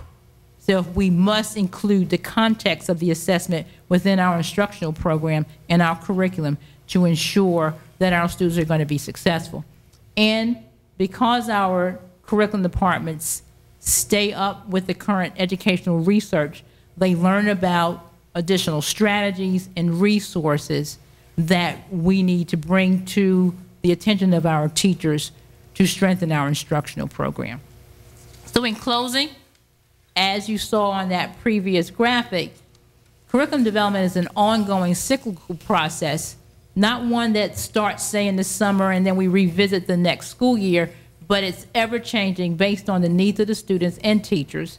It's designed to meet the instructional needs of all students through the inclusion of differentiated instructional strategies and resources, and is designed to support the teaching and learning process by providing teachers with instructional strategies and a variety of instructional resources. All Virginia Department of Education resources used to develop curriculum documents are available online. All curriculum documents that are used within Hampton City Schools are available for review by contacting the respective curriculum leaders, who are happy to sit down and walk anyone through how that curriculum has been constructed, what content is being imparted, and to answer any questions. The Virginia Department of Education is offering a new email notification system called Teacher Direct, and a new email came out today. It's available to teachers, administrators, and members of the community. Anyone who goes to the Virginia Department of Education website and looks for the logo on the right-hand side of their homepage for Teacher Direct may sign up with an email address to receive weekly updates about instructional resources, strategies, changes to the standards, and professional development opportunities. So while it's called Teacher Direct, any member of the community may sign up for those weekly updates if they're interested in knowing what is part of the instructional program as mandated by the Virginia Department of Education and the Commonwealth through the Code of Virginia. Thank you. That concludes my update. Thank you so much, Dr. Johnson. Comments or questions from board members? I just want to thank you for the presentation and thank you for your curriculum leaders, because I don't know how y'all keep up with it just constantly changing. I mean, and it's a hard job, and y'all do a good job of keeping the teachers up to date, which falls down onto our children, so thank you. Thank you. Anything further? Thank you so much, Dr. Johnson. Thank you, Ms. Mogan. Dr. Shiflett? Our last report tonight is Business Operations by Dr. Hellman. Thank you, Dr. Shiflett, Madam Chair, Vice Chair Kilgore, ladies and gentlemen of the board. It's a pleasure to be here with you this evening and have the opportunity to present to you the financial statements for the period ending December 31st, 2012. Included in your packet, we have the statement. The revenues for the period ending total $81,957,090. This is a favorable amount in terms of where we're at for the year. Our expenditures and encumbrances across all categories total $79,782,285. So we have we're under the revenues, which is always a good position to be in. We're continuing to track our projected March ADM. We're currently remaining at 20,411 students projected for our March ADM, and you'll recall that's 289 students less than what we actually budgeted. Based on the governor's caboose bill, we're projecting a shortfall of about $1.45 million in revenue. But based on attrition, we believe that we've got that amount covered, so there's no need for concern or alarm at this point in time. I'll be more than happy to try to answer any questions you may have, if there's any detail or anything that you would like. Thank you, Dr. Hellman. Questions from board members? Any? So thorough, we had no questions. Thank you, ma'am. Thank you. Dr. Shiflett? That concludes our reports. This evening we have reports from 2 board members, and so we'll start first with a report from Mrs. Phillips on the Federal Relations Network Conference. Do you want me to stay up here or go down there? Whatever you're comfortable with. Well, I'll just sit here if that's okay with everybody. I had the privilege of attending the National School Board Association's Federal Relations Networking Conference a couple weekends ago. This is the 3rd year that I've gone. The first year I was a little bit like a fish out of water and have gotten more and more comfortable with it. What it is, it's an opportunity for school board members from all over the country to go to Washington. We spend 2 days in classes, listening to speakers. The National School Board Association has put together some issues that they feel are vital to the education of our children. And then on Tuesday, we have appointments that have been made in advance with our respective senators and congressmen, and we go to them and plead our case and ask for their support. So this year, the main theme was making the case for public education.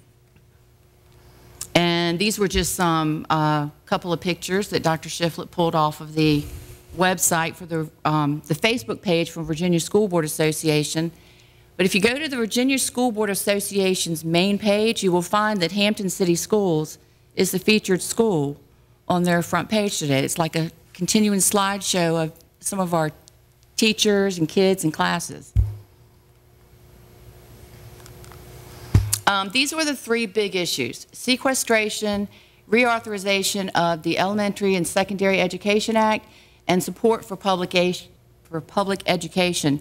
In advance, I received what they called my Federal Relations Network homework, and there were some questions on there which I could not answer, and I'd like to thank Dr. Caggiano for the information. It was very helpful because when we go to our individual representatives, we like to leave them with some information that reflects on our locality. Okay, sequestration. If enacted, a 5.9% cut to school districts in 1 year would result in approximately $3 billion in cuts, followed by 9 years of spending caps, regardless of enrollment growth or other needs, approximately $761,000 funding loss for Hampton City Schools. The primary areas that would be affected are Title I, special education, and the ESL program.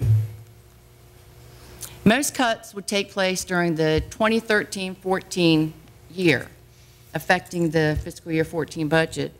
Except for impact aid, that would be immediate and would cut approximately $88,000 from the Hampton City Schools' current budget. What does this mean? For every $1 million in federal aid that we receive, we will get approximately $59,000 less next year, and then it will be less and less for the following 9 years. And as it says, it will hit the Title I numbers the hardest.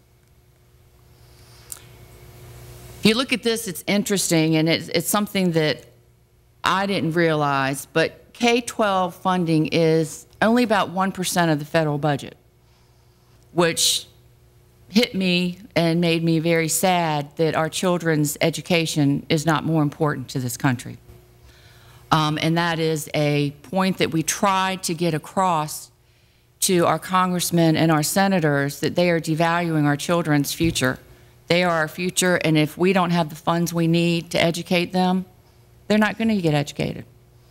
One superintendent from Texas was stated, if sequestration is truly a 10-year project, the devastating budget cuts may force us to close our doors.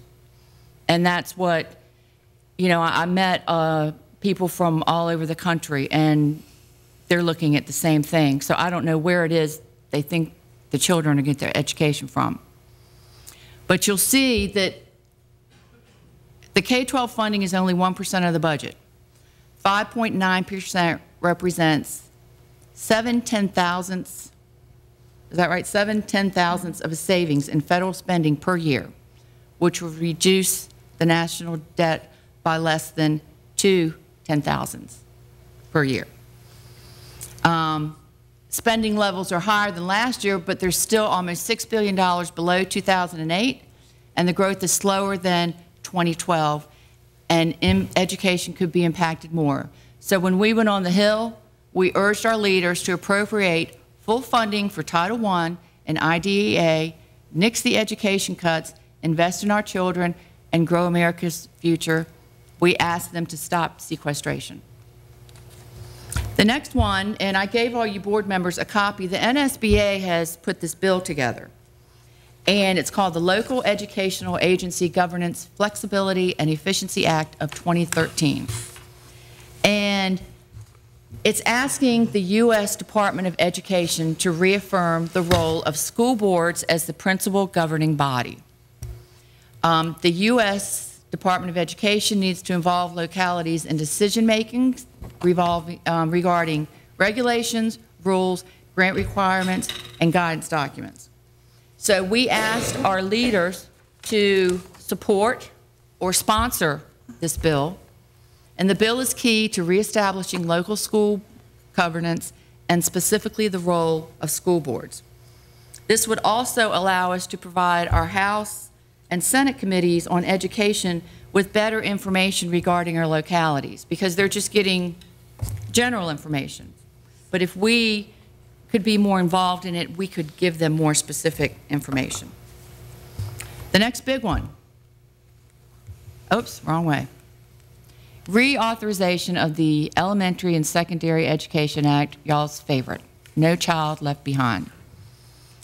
It has been up for reauthorization since 2008. Sets up federal funding to supplement state and local funding. The waivers were granted, gave us some relief, but it's no substitute for the reauthorization, and this was something we were trying to get across to our representatives. We urged Congress to correct the flaws during the first session for implementation of the school year for 2013-14. Otherwise, we're looking at the delays would cause disruption, confusion, extra costs, everything that all of y'all already know. And I know all of y'all know this, but I just want y'all to know that we're trying to work on your behalf and on behalf of the kids. And the NSBA urged Congress to reauthorize the Elementary Secondary Education Act to support a forward-looking and dynamic direction for education with local input to determine local implementation. They don't know our children. They don't know their needs. We hear it. We hear from the teachers. We hear from the parents, but our hands are tied somewhat because they're trying to tell us what to do with our kids. Now, I think this next slide, before I get to it, Michael Resnick is the lobbyist for the National School Board Association. And he came in there to get us all pumped up and tell us all sorts of things. But he gave us some information, and it was facts about public education. Because, you know, we need to support public education. You know, we can't privatize our education. So he gave us these facts, which came from the Center for Education. They're also on the National School Board Association's website. The U.S. ranked 5th out of 37 industrial nations in 8th grade math and made gains faster than Japan and Singapore over the last 12 years, with only 2 countries making greater gains. The U.S. ranked 4th out of 35 countries in 4th grade science, with only 3 making greater gains in 8th grade science over 12 years. In civics, no country outperformed the United States. On the rigorous NAEP test, fourth graders scoring proficient in math tripled since 1990, and the percent of eighth graders scoring proficient doubled. In reading, the NAEP proficiency rating among African American students doubled over 10 years, with significant increases for both African American and Hispanic students at the eighth grade level. On-time graduation rates rose from 66% to 78% between 1999 and 2010, and were higher when students needed an extra year or counted. All subgroups improved, led by Hispanic students whose on-time graduation rate increased by 10% in just 5 years. At 32%, the U.S. is only second to Norway in college graduates with degrees from a school, four-year school or higher, with a number of BA degrees earned increasing by 33% over 10 years, ending in 1999, and for master's degrees by 49%.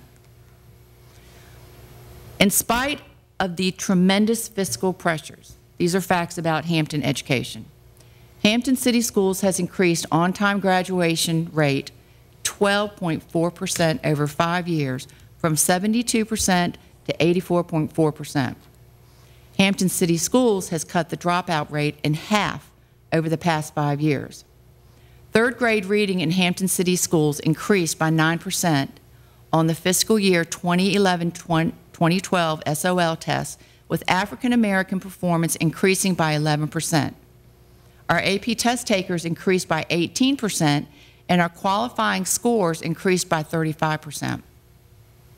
Our students are accepted into the most prestigious universities in the nation: Harvard, Princeton, UVA, Duke, West Point, Yale, Air Force Academy, and many more. And this is with declining funds. This is what we've been able to do. And can we do more? Can the country do more? Sure. And that's what we need to get across to our representatives. We need more so that we can give these children everything that they need so that they can be the success that we all want them to be.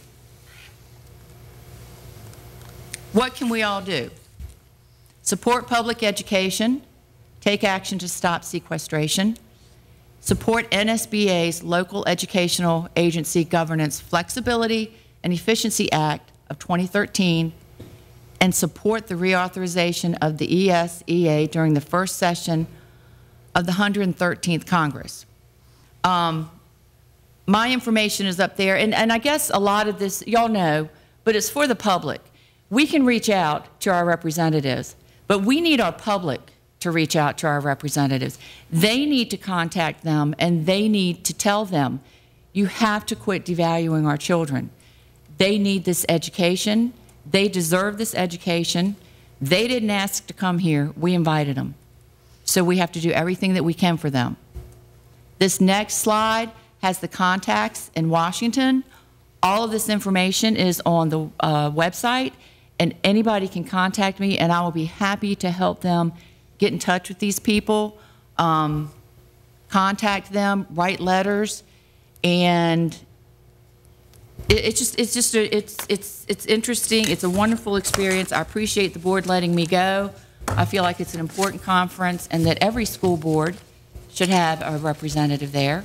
Not every school board did, but it's a great learning experience, and I really appreciate it. Thank you very much, Mrs. Phillips, for your report and also for representing us in Washington in this capacity. Anybody have any questions for Mrs. Phillips? Great, thank you. Oh, I thought you had.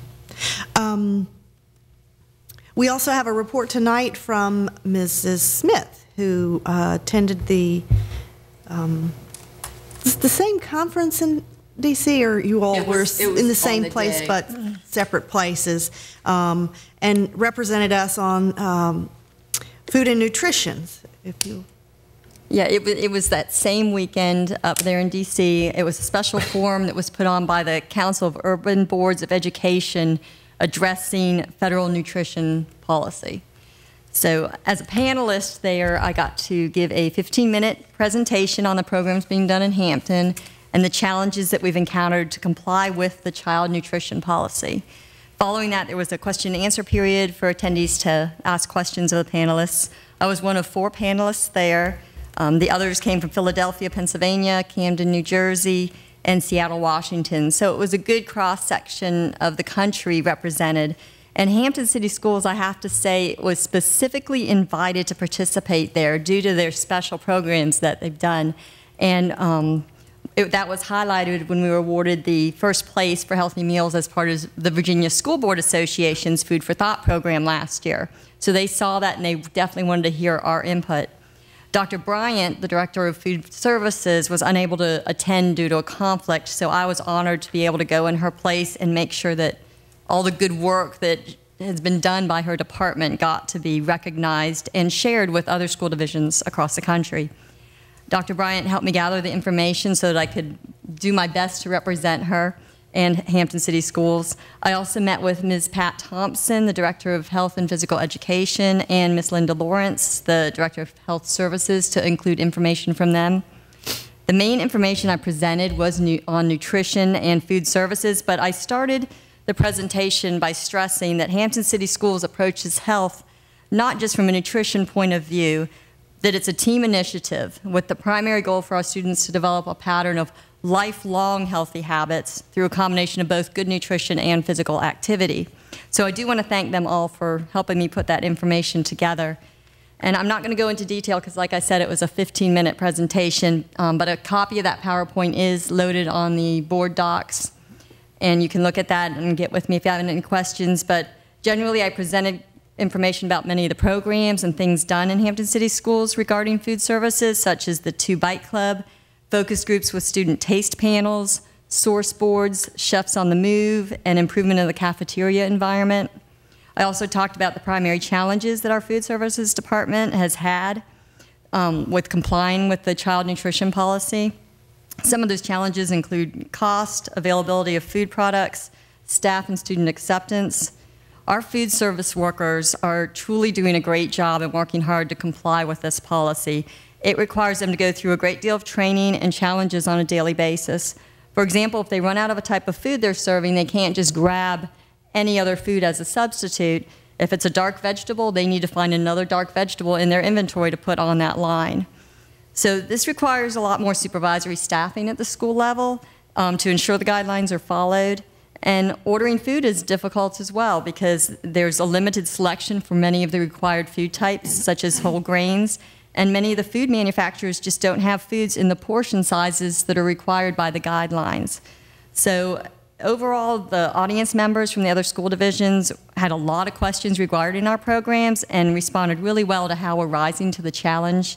And I'd really like to take this opportunity to thank all of the employees who work in our school cafeterias and with food services because they truly are doing a great job and it's getting recognized at the national level. So thank you. Thank you, Mrs. Smith. And thank you for representing us on that panel. Mrs. Smith took that responsibility on quick notice, and she contacted all the individuals she needed to get information from and represented us well, and we really appreciate you representing the board in that way. And you also kind of observed that Hampton's really kind of on the cutting edge of doing great things. They were very interested in a lot of the ideas on getting student buy-in and having secondary students actually come in and taste new menu ideas and evaluate them and do surveys. They thought that was really impressive. And that 2 Bites Club with the pre-K children where they come in and they get to read a story and meet a puppet, and they have to try 2 bites of a new food, and they're ones that are coming on the menu just to get them at that age ready for it. So it's some creative stuff that they are doing. It's wonderful. Great. I need to employ that 2-bite rule at my house. Hope we all. Thank you, Mrs. Smith. Mr. Harper? Very good report, Ms. Smith. To think that a few years ago the board was offered the opportunity to go to an outside food service agency. And we resisted that, of course, which is why we still stuck with Ms. Bryant, Dr. Bryant. And I like to say that the preparation that she gave Ms. Smith or any board member, as a matter of fact, would have been apropos to make a good report because of her diligence and her professionalism. So Thanks, Dr. Bryan, and like Ms. Smith said, thanks to all the employees. Thank you, dear. Okay. Anything further? Okay, thank you all very much. We move now to the hearing of any delegation, presentation of any written communicational petitions. And I have two individuals who have signed up to speak. Our first speaker tonight is Mr. David Dietrich.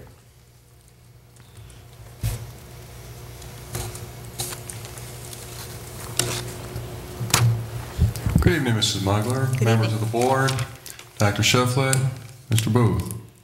My name is David Dietrich, 139 Wilderness Road. First, before I get started, I'd like to address real quickly the federal meeting that you had, Mrs. Phillips. I personally think that relying on federal spending is one of the problems with our public school system. I think state and local funding should be where funding should occur, and that would give us the authority and ability to make decisions for our children that we know, rather than being dictated to us by the federal government when they give us money. As far as some of the statistics that you provided on our school performance, our student performance, I thought those were pretty good at a young age, but what happens to them as they get older? Why is it that internationally we are not performing as well as some of those that data you gave us for the younger kids? Okay, moving on. I'd like to talk about school safety, community engagement, school choice, and school system budget. First of all, on school safety, I thought it was a stark omission tonight when safety was mentioned, but not a word was said about the serious safety issues arising from Sandy Hook. What is this school board intending to do to protect our students from a similar incident? Have you considered the possibility of arming our teachers and our administrators voluntarily? And if not, why? And what about additional armed guards or safety officers or whatever you call them in the schools? I think the Virginia Code does allow some flexibility in that area, and if it doesn't, I think you should be addressing that with the Virginia House of Delegates. Anyway, moving on to community engagement. Mrs. Mugler, I asked you some questions back in December. You gave me some thorough responses. What have you done for our children? In my opinion, going to meetings and talking about budgeting, training, reviewing policy, none of that specifically addresses curriculum development. And I think that most important aspect keeps arising. I don't find that the policies of this board really address curriculum. They're based on Virginia Code, which is nice, but what is your role then if all you do is pass through Virginia Code? I think you can specifically address the needs of this community much more effectively. Okay, on to the blue ribbon panel that I had requested that you address. Your response to me was you didn't refuse to have a blue ribbon panel, you just have no specific intentions regarding that blue ribbon panel. Well, that kind of obfuscation doesn't show any leadership. Either make a decision and tell me, yes, you will have one, or no, you won't, because there's a very good reason for having that and involving community in such decision making. As far as public discussion in meetings, this is not public discussion because you and I are not discussing things. I'm presenting, you're listening, and then we're done. That's not a discussion. That doesn't really solve the matter. So we have to carry on, once a month like this. On to school choice. I would say, based on your response to me, there really is no choice in quotation marks, as you put it. There's the matter of transportation is not really the issue, but the choice that students have, children have, as far as their teachers and their schools that they're going to attend, and how they would know which are the best ones for them. And I contend that if you rank the teachers, rank the schools, and might have much more information. In that way, parents and students can make a much better informed decision. Finally, on school budget, I don't find it to be as transparent as it should be for a public institution, and I have a couple of questions for you. Who audited the school system budget for the last 3 years?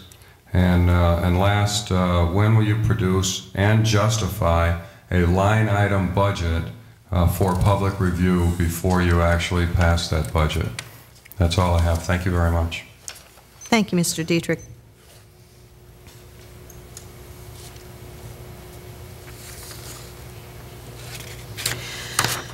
Our next speaker is Mrs. Jennifer Brown.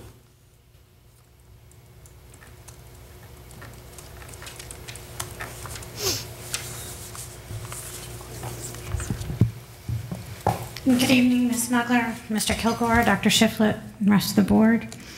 I'm here today to talk to you about Asperger's syndrome. Sandy Hook was mentioned, and we actually prepared this presentation to be presented earlier to address some of the fears that might have come up because the shooter at Sandy Hook was identified as an individual who had Asperger's syndrome. And there is some concern within the disability community that people are connecting those two things. And there's no reason to do that because there is nothing within the individual's disability that led to that situation. So we believe and have been doing this disability awareness to educate people, so we thought this was a good opportunity to talk specifically about Asperger's syndrome because we didn't really have time to get into the different pieces of autism spectrum disorder. So I've provided you guys in my traditional format with a PowerPoint presentation, because that's what I always do. But what I did, as it's still defined through the CDC, Asperger's carries its own diagnosis. Very soon it's going to be rolled in the next psychiatric diagnostic. It's going to be rolled into autism spectrum disorder, but right now we still have a clear definition of what it is and how it's defined. And individuals who have Asperger's syndrome are considered very high-functioning individuals with autism. They still have language processing disorders, but it's very much on the impact of understanding language clearly, not in being able to speak. So they might misinterpret certain types of words, have difficulty with social issues. But in most cases, individuals who have Asperger's are very intelligent. They're either at a gifted level or at an average IQ, and I apologize, I'm not going through this in the lecture. They also have social issues, and this is one of the reasons why they tend to have problems in any setting such as school, because they have difficulty relating to peers and adults. They also tend to have obsessions, or that's not the correct word, but they get obsessed with collections or specific topics, and they focus on those. So they have challenges when they're having a conversation, staying on topic. They want to tell you about dinosaurs or bugs or stamps or whatever it is that's particular to their interest, and have a hard time understanding a flow of conversation that takes into account your interests or what you're trying to impart to them. They also have stereotypical rituals and things that help them cope with environments that make them uncomfortable. For instance, we had an individual who had Asperger's syndrome on a trip to a robotics competition that I chaperoned. And one of the ways he used to cope with a very loud environment that was uncomfortable to him was he made a path where he walked through the arena. This didn't serve any other purpose. He wasn't going to see anything, but just walking in that constant large circle helped calm him down. And so you'll see those repetitive rituals that people will go through that to you don't serve any purpose, but serve a calming purpose to them. And you guys can read, so I'll let you go through the diagnostic criteria. What I put in here next is an article quote that goes through the fear caused by the tragedy at Sandy Hook. And I'm just going to read to you the highlighted portion that goes through. The one thing we do know is that when people feel hopeless, that is the most important symptom that makes someone strike out against others and against themselves. Having Asperger's disorder by itself does not put one at higher risk for killing someone or killing themselves, but feeling socially isolated, feeling trapped, feeling educationally overwhelmed, feeling tremendous despair without any tools to get your way out of the box can lead to any human being to desperate measures. So one of the things I think as a school division we need to take away from this, and this is not just individuals with disabilities, is making sure through the new discipline system that we're putting together with positive intervention is exactly what that was talking about. Teaching coping skills. Teaching, because some students don't learn these things intuitively. They need instruction in them. And there's an assumption in our society that you learn your social skills just by being around other people. There's a whole segment of our population that does not. And then they isolate themselves, and then you have lack of academic instruction, but you also have hopelessness. And that's where you get these things. That's the genesis of them. I also wanted to share with you, and that's the next page in this presentation, individuals, if I might have just a few more seconds, like Temple Grandin, who my daughter's getting to hear speak today in Boston, Adam Young, who's a successful musician, Jerry Newton and John Elder Robinson, who are also published authors. These are successful individuals who have Asperger's syndrome. And I included in your packet 2 other articles if you care to learn more about Asperger's syndrome. Thank you very much for your time. Thank you very much, Mrs. Brown. Those were the only 2 I had. Are there any other individuals who wish to address the board? Thank you. We move on to other items for action. Item 7.01, proposed second amendment to license agreement. Madam Chair, I move approval of item 7.01, proposed second amendment to license agreement. Second. It's been moved by Mrs. Phillips and seconded by Mrs. Henry that we approve the proposed second amendment to license agreement. Is there any discussion? There being none, Ms. Bowers, would you call for the vote? Mr. Harper? Aye. Ms. Henry? Aye. Mr. Kilgore? Aye. Ms. Phillips? Aye. Ms. Smith? Aye. Ms. Mugler? Aye. Motion carries. We have items 7.02 through 7.14, which are revisions and/or deletions to policies. Are there any particular policies board members would like to pull? If not, is there a motion? Madam Chair, I move approval of items 7.02 through 7.14. Second. It has been moved and seconded that we approve items 7.01 through 7.14. Is there any discussion? There being none, Ms. Bowers, would you call for the vote? Ms. Henry? Aye. Mr. Kilgore? Aye. Ms. Phillips? Aye. Ms. Smith? Aye. Mr. Harper? Aye. Ms. Mugler? Aye. Motion carries. We move now to deliberation. And we have 14 policies on our agenda tonight for deliberation. Is there anyone who wishes to address item 8.01, deletion of school board policy IICCA volunteer coaches? We move to item 8.02, new school board policy GE, athletic and co-curricular volunteers. Mr. Kilgore, did you have something on that? Yeah, I had a couple of comments, or one comment and I guess one concern. On page 3, in the second paragraph, the sentence there reads, the Hampton City Schools is not obligated to utilize the proffered services. I think it's the offered services of a volunteer. You see on the third line in the second paragraph? Proffered is correct, but you might say, might, for simplicity, say services offered. I mean, it says. Yeah.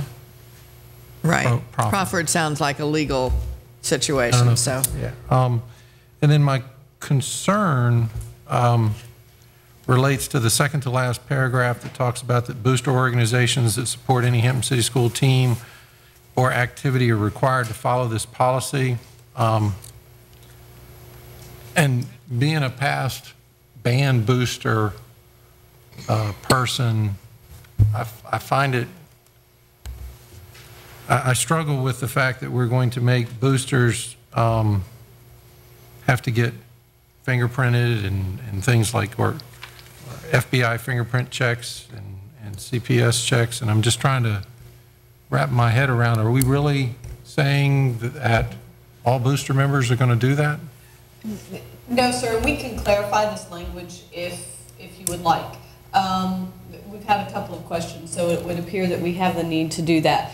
Some of our booster clubs have hired assistants to work with the band, say as a choreographer or a dance line coach or majorette coach, and those folks are paid, and sometimes they're volunteers, and they work with the students during all of their practices. They are alone, one-on-one with our students, and there have been a few occasions where schools have not had knowledge of these folks, HR has not had knowledge of these folks working with our students, and there have actually been some issues and concerns that came to light about these individuals. So that's why we've specifically added them in here. It's not addressing parents. You know, I know that parents will help out with a million different things with a lot of our activities. Some of our activities with band and some of our sports would not, swimming, yeah,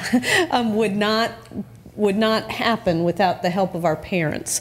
And that's not what this is really getting at. It's getting at when the booster clubs go out and actually hire someone to work with the teams. Thank you. But we certainly can look at clarifying that language, you know, a little bit. Okay, thank you. Could we just reverse the subject and put, it sounds like the booster organization is what has to follow the provisions, and what the purport of this is that individuals who are hired or arranged for even by a booster as opposed to an administrator or a designee of the building have to go through these procedures. So the emphasis is really on the individual who's working with the students and not the booster organization that's sponsoring them or seeking them out or arranging for them. So that it really is a matter of the focus, and the focus is on the person that's working with the kids, not the organization that's arranging for it. Absolutely. We'll have that for you at the next meeting. Thank you. Thank you. Do you want to keep that on deliberation? I don't think so. I'd say we'll just look at it, you know, look at the updated version on the action agenda and look at the words. I guess if we need to tweak the words as part of action, we can do that too. It's up to you. Okay. All the legal references to this policy refer to as a condition of employment. And I thought that was interesting. The policy is talking about volunteers, but all the legal references are talking about as conditions of employment. I guess the implication there is it's really you're employing the service of somebody, you're not actually making them an employee of the division. But I note that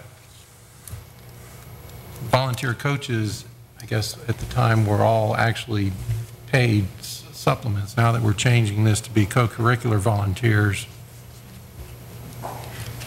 it's just not all paid? Okay. Anything further on that? Anything from any other members? 8.03, Mr. Kilgore, did you have something on that? The volunteers in schools, I know that we are transitioning IICC to be covered by GEA. Yes. But the responsibility wording in IICC looked like good policy wording as far as the superintendent's annual or superintendent designee annual review, as well as the statement about the fact that administration of the school and instructional programs are the responsibility of school board employees, and that responsibility cannot be delegated. Those sounded like really good policy words. I understand the guideline words can be, can be covered in separate guidelines, but the responsibility words look like words that we would want to continue to carry in the policy. We can certainly add those back in. Okay. Thank you. Thank you. Yeah, I also wanted to, in the policy we just looked at with the athletic volunteers and co-curricular, it's very detailed on what's needed, but the one for volunteers in the schools just seems very vague to me, and I would really like to see some of those same type guidelines actually in the policy to make sure that the safety of the students in these, just the volunteers of the schools in general, is also covered just as well, because they're out there just as much for that as they are with the athletics and the boosters. So I'd like to somehow get those pulled in from the guidelines and brought in there, things having to do with maybe background checks for those working with students one-on-one, or respecting confidentiality of student information, things like that, some key things that should really stay in the policy and should always be in the guidelines and not be something that would be changing anyway. I don't think everything from the guidelines needs to pull in, but some of the critical things that really safeguard the safety of our students. Certainly, we can look at adding those back in. We had intentionally left this very broad because the range of volunteers is so broad.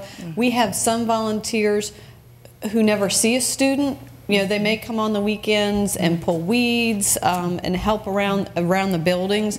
They never see a student. Answer phones in the office. Well, folks who are answering phones in the office are probably, we would do a higher level of background check. But for those, we have great support from our military and faith-based communities. And like I said, they may never actually interact with the kids, so we're not doing any background checks with that level of volunteers. And the level of background check increases with the increased interaction with students. But we can certainly look, and that's why we had intentionally left it broad, and we were going to include all that information on the website. For those of you who may have looked for the information on the website, it is not up yet because we were waiting for the passage of the policies, but it will be available once these policies have been passed. We'll switch the on button and it'll be there. But we had planned on including that information on the website. But we can certainly look at making it broad enough to cover all of the groups without getting so specific that we'll have to be back here once or twice a year to make changes. Some compromise between the two. That'd be wonderful. Thank you. Okay. Just for clarity, that was policy GEA, correct? Yes. Correct. And we are going to make one correction as well on the cross-reference. Policy GE uses the former name, or the current name of the policy, but we're looking at changing that. So once you approve it, it will actually say GE athletic and co-curricular volunteers rather than volunteer coaches. So Ms. we'll Ruth, make that today. Or pardon me, because maybe I thought you had to have a background check to volunteer in the school. If you are in the school and working with students, yes. But again, we have some folks who, like I said, may come and work on a Saturday. Okay. And they're never around the kids. And no, we do not require background checks for those folks. Okay. But if you're in the school during the day when kids are there, yes, ma'am. Thank you. Anything further on that particular policy? We move to item 8.05, revision of school board policy DO-R/DO-E, grants protocol for Hampton City Schools. Any questions or comments from board members? Item 8.06, revision of school board policy IGBH, magnet, non-traditional and alternative school programs. Any comments or questions from board members on that particular policy? Item 8.07, revision of school board policy IGCA remedial and summer instructional program. Did anybody have any comments or questions on that one? Actually, I think I do. The last paragraph in this policy, if I can get my scroll down there, is one big, I don't know, did they?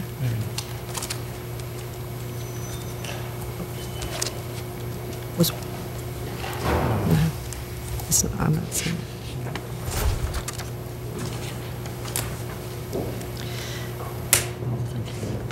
It is. Yes, you're correct. That's one sentence. I don't think you're in the right policy. It needs a period in there a couple places. Oh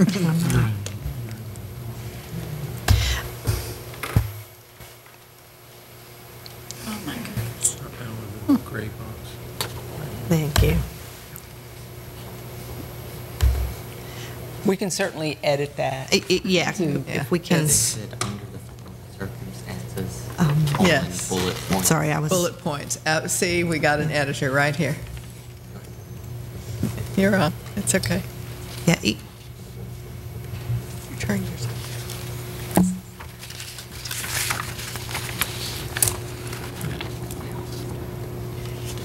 Yeah, if we could get you to take a look Sure. at that and add, I think, at least 2 periods of bullet. Or definitely bullet points and a colon. Okay. Thank you. We move to item 8.08, revision of school board policy IGDC. Are there any comments or questions on that particular policy from board members? No. 8.09, revision of school board policy IICA, field trips, excursions, and overnight field trips. I had a question related to, there is a paragraph on the second page that talks about trips for activities governed by VHSL do not require approval on a trip-to-trip basis. Does that blanket coverage cover overnight trips as well? Like No. for an athletic team that made the playoffs and had to travel and stay overnight. No, that's different. Okay. If they make the playoffs, that does cover them. However, if they want to participate, for example, in an unrelated track meet, for example, or something like that, then they do submit the proposals to me and I bring them to you for approval. Okay. But if they're in the playoffs, that paragraph, that third paragraph on the second page covers that. That would cover an overnight stay. Yes. Yes.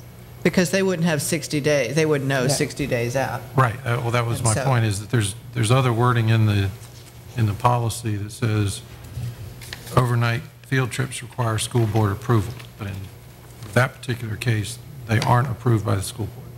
No. Right. And in that paragraph, it indicates, except for Virginia High School League sponsor state level culminating activities, which are usually known as the playoffs and the like. Okay. But it might also be the one-act play competition Right. or the debate team or something else. We do get them all for the DECA and other people, but those are sometimes expedited. They're not really always, they know when those things are going to happen, so they put in their request even though they don't know who's going to go necessarily. But the big athletic ones that they do are not Virginia high school leagues that are out of, we get all the Penn relays, and sometimes football teams want to compete out of state and other assorted, not always good ideas. But Virginia high school leagues covered. Thank you. Item 8.10, deletion of school board policy IICA-R, field trips and excursions. Any comments or questions on that? We move to item 8.11, deletion of school board policy IICAA, overnight field trips. Any comments, questions? We move to item 8.12, revision of school board policy JI, student scholarships.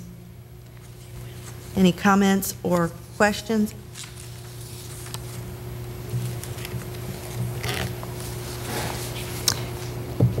Okay. We move on to item 8.13, revision of school board policy IFEA, planning for instruction. Any questions or comments? Move now to item 8.14, revision of school board policy IIAA, textbook selection. I had one item. It was the third line from the bottom. It's just the word.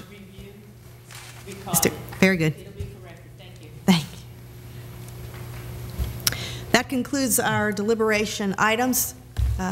We move now to deliberation first read.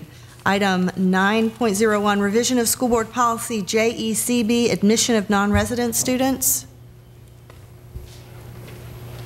Mr. Grimes. Good evening. Good evening.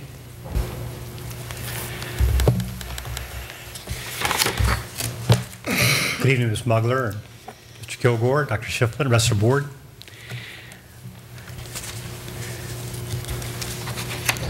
The policy JECB, the changes are incorporating language from both JECB R1 and 2, which are up for deletion this evening, and moving that language into this policy. Any questions for clarification? Yes, ma'am. Yes. Is this the one that talks about the cost?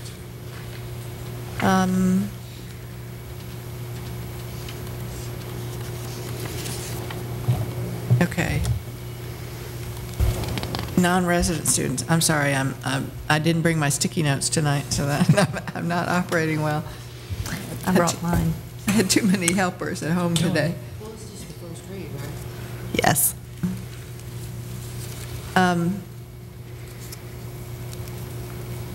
Okay. The paragraph that says, those persons who are school age who reside outside the school division are deemed non-residents and subsequently will be expected to reimburse the school authority for the full unsubsidized per capita cost of providing the education.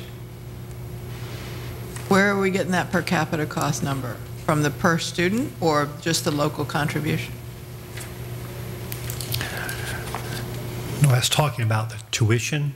Uh-huh.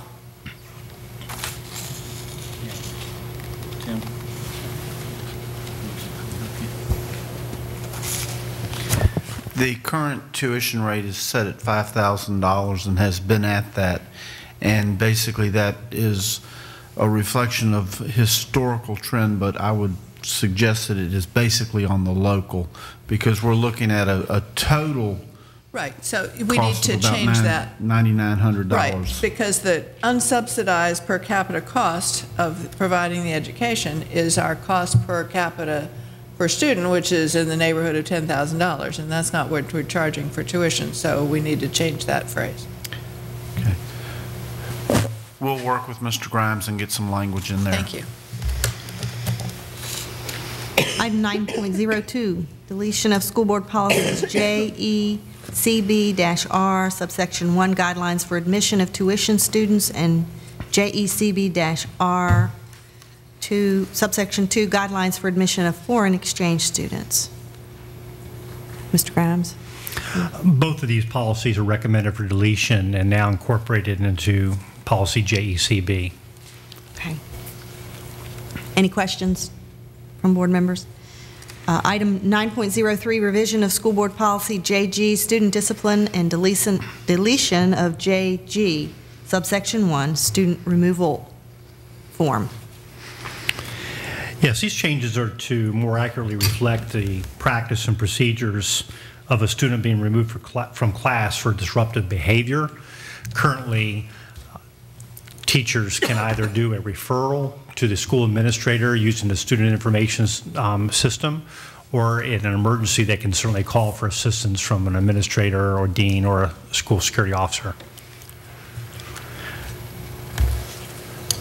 Any questions for clarification on that one? Item 9.04, new school board policy JGA, corporal punishment. This policy is from the Virginia School Board Association, and it's being recommended for adoption to address the corporal punishment standard and when it is appropriate for a school employee to have any physical contact with a student. Questions from board members? I had to read it 3 times before I realized why the restraint provisions were in something under corporal punishment. And I think maybe we need to change the heading because when you're restraining a student to prevent them from harming themselves or another student, and sometimes it's in both those cases with a student who's, just sometimes it's in both those cases.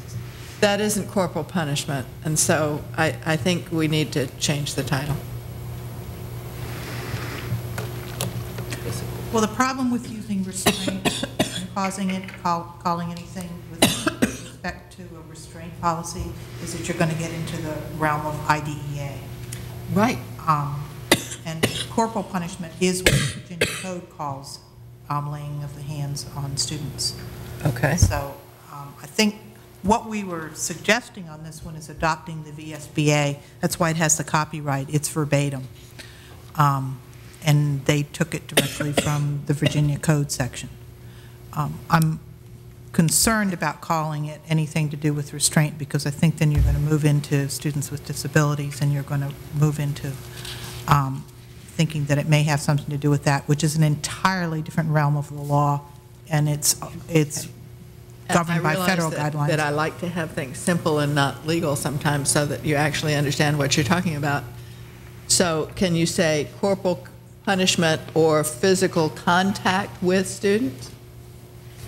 I mean, that's what it's talking about. It talks about a number of situations where there may be some physical contact with a student, and it's not, is that considered corporal punishment? If I say sit down and I put my hand on your shoulder to help you sit down? The code reads, the prohibition of corporal punishment shall not be deemed to prevent the use of incidental, minor, or reasonable physical contact or other actions designed to maintain order or control, and it goes on. Okay, so we could call it corporal punishment and or physical contact, maybe? Because it just got confused. I don't know. I'll let it go, but I had to read it twice. I mean, that's your choice. You certainly could add something to the title if you want to, but just do not use restraint. Right. Okay. But we'll think about it.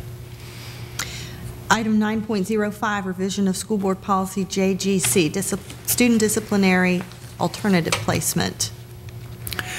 The changes that are recommended in what's before you are simply minor changes to reflect the current language and practices that we are currently using in Hampton City Schools. An example would be on the first page, item number 5, where the juvenile correctional centers are no longer called learning centers. So just trying to make better definition here, and also expanding that to include juvenile detention, jail, or other residential programs that youth may be placed in. Likewise, on the second page, when we list the alternative placements, item number 4, previously we only had a regional alternative program, and now with Bridgeport Academy, we have our own local alternative program. So just bringing clarification to the policy. Questions for any clarification from board members? We move on to item 9.06, revision of school board policy JGEA, admission of long-term suspended or expelled students. The change recommended in this policy simply reflects our current practice in Hampton City Schools when we have a student who moves to the city who is already serving a long-term suspension or an expulsion from another school division. We extend normally we extend alternative service to those students, and we want to make sure that the language for long-term suspended students was reflective and identical to the language we use for expelled students, and giving those students the same alternatives. Okay. Questions from board members? We move to items 9.07, revision of school board policy JEA, compulsory attendance. We're recommending that we adopt the Virginia School Board Association policy on compulsory school attendance. Our policy currently only cites the code section. Any questions? Item 9.08, deletion of school board policy JEE, student attendance accounting. We're recommending deleting that policy because it simply reflects a code section and doesn't really accurately reflect our other policies. Any questions from board members? We move to item 9.08, deletion of school board policy JEE, student, item 9.09, revision of school board policy JEG, exclusions and exemptions from compulsory school attendance, formerly exclusions and exemptions from school attendance. We are recommending that we terminate the language that we currently have in this policy and adopt the VSBA policy. Okay. Any questions for clarification from board members? Item 9.10, revision of school board policy JGD, student short-term suspension. The primary change in this policy is moving the sections that were addressing disciplining students with disabilities to the new proposed policy JEDA. It also is correcting language to accurately address disciplining Section 504 students. Any questions from board members? Item 9.11, new school board policy JGDA, disciplining students with disabilities. Yes, and the language here is also from the Virginia School Board Association, and we're recommending that we adopt their policy JGDA. We previously had a policy JGDA which dealt with makeup work. That is now JGDAA. Okay. I know that one. Questions from board members on that particular revision? We move to item 9.12, revision of school board policy JGE, student long-term suspension or expulsion. The minor changes recommended in this policy are simply reflecting our current practices in Hampton City Schools. Questions from board members? Thank you so much, Mr. Grimes. That concludes our deliberation first read. Thank you. There. We move now to informational items. Dr. Shiflett? Thank you, Ms. Mugler. First of all, this evening, I'd like to send our sincere sympathy to the families of two former members of the Hampton City Schools family. Dr. Dwayne Harrell and William Bill Still Jr. both passed away yesterday. We certainly have many fond memories of both of these individuals. Many people may not realize that Bill Still was with Hampton City Schools from August of 1964 until June of 2006. So he was with us for 42 years, and for the bulk of that time, he was our ESL/foreign language curriculum leader. Dwayne Harrell was our Director of Psychological Services from June of 1974 to June of 2002, and he was with us for 28 years. They both will be very sadly missed, and we send all of our warmest wishes to the families and all the comfort that we can. Also, I want to send a congratulations to Ms. Bandy on her new car. I'm waiting for my ride. And some of you may remember when we had our student come over and perform for us. Remember Mo Better, Ledbetter? Yes. Well, I have to tell you something. This is really exciting. Tomorrow we will have some very special guests visiting Kecoughtan High School. National blues legend and tenor saxophonist Eddie Shaw will be at Kecoughtan to visit our Kecoughtan student, blues guitarist William Mobetta Ledbetter. He joined Mr. Shaw on a CD recently. And so Shaw will come over to Kecoughtan and he'll explore the school's music program, and we'll conduct many sessions. Joining him will be Dr. Fernando Jones, who is a blues ensemble director at Columbia College in Chicago, where I understand our own Daily Press reporter, Sarah Pulaski, attended. Is that right, Sarah? Dr. Jones organized the Chicago's blues camp there that summer, during the summer that William Ledbetter attended. And to top it all off, Jackie Scott, who's a blues artist from Norfolk, helped arrange this visit. So this really speaks volumes to the quality of our fine arts program here in Hampton City Schools, because now we have national artists coming in, and they're interested in our program and in the talents of our wonderful young people. This will all take place tomorrow at around 1:15 p.m. And that concludes my announcements. Thank you. Information from other board members?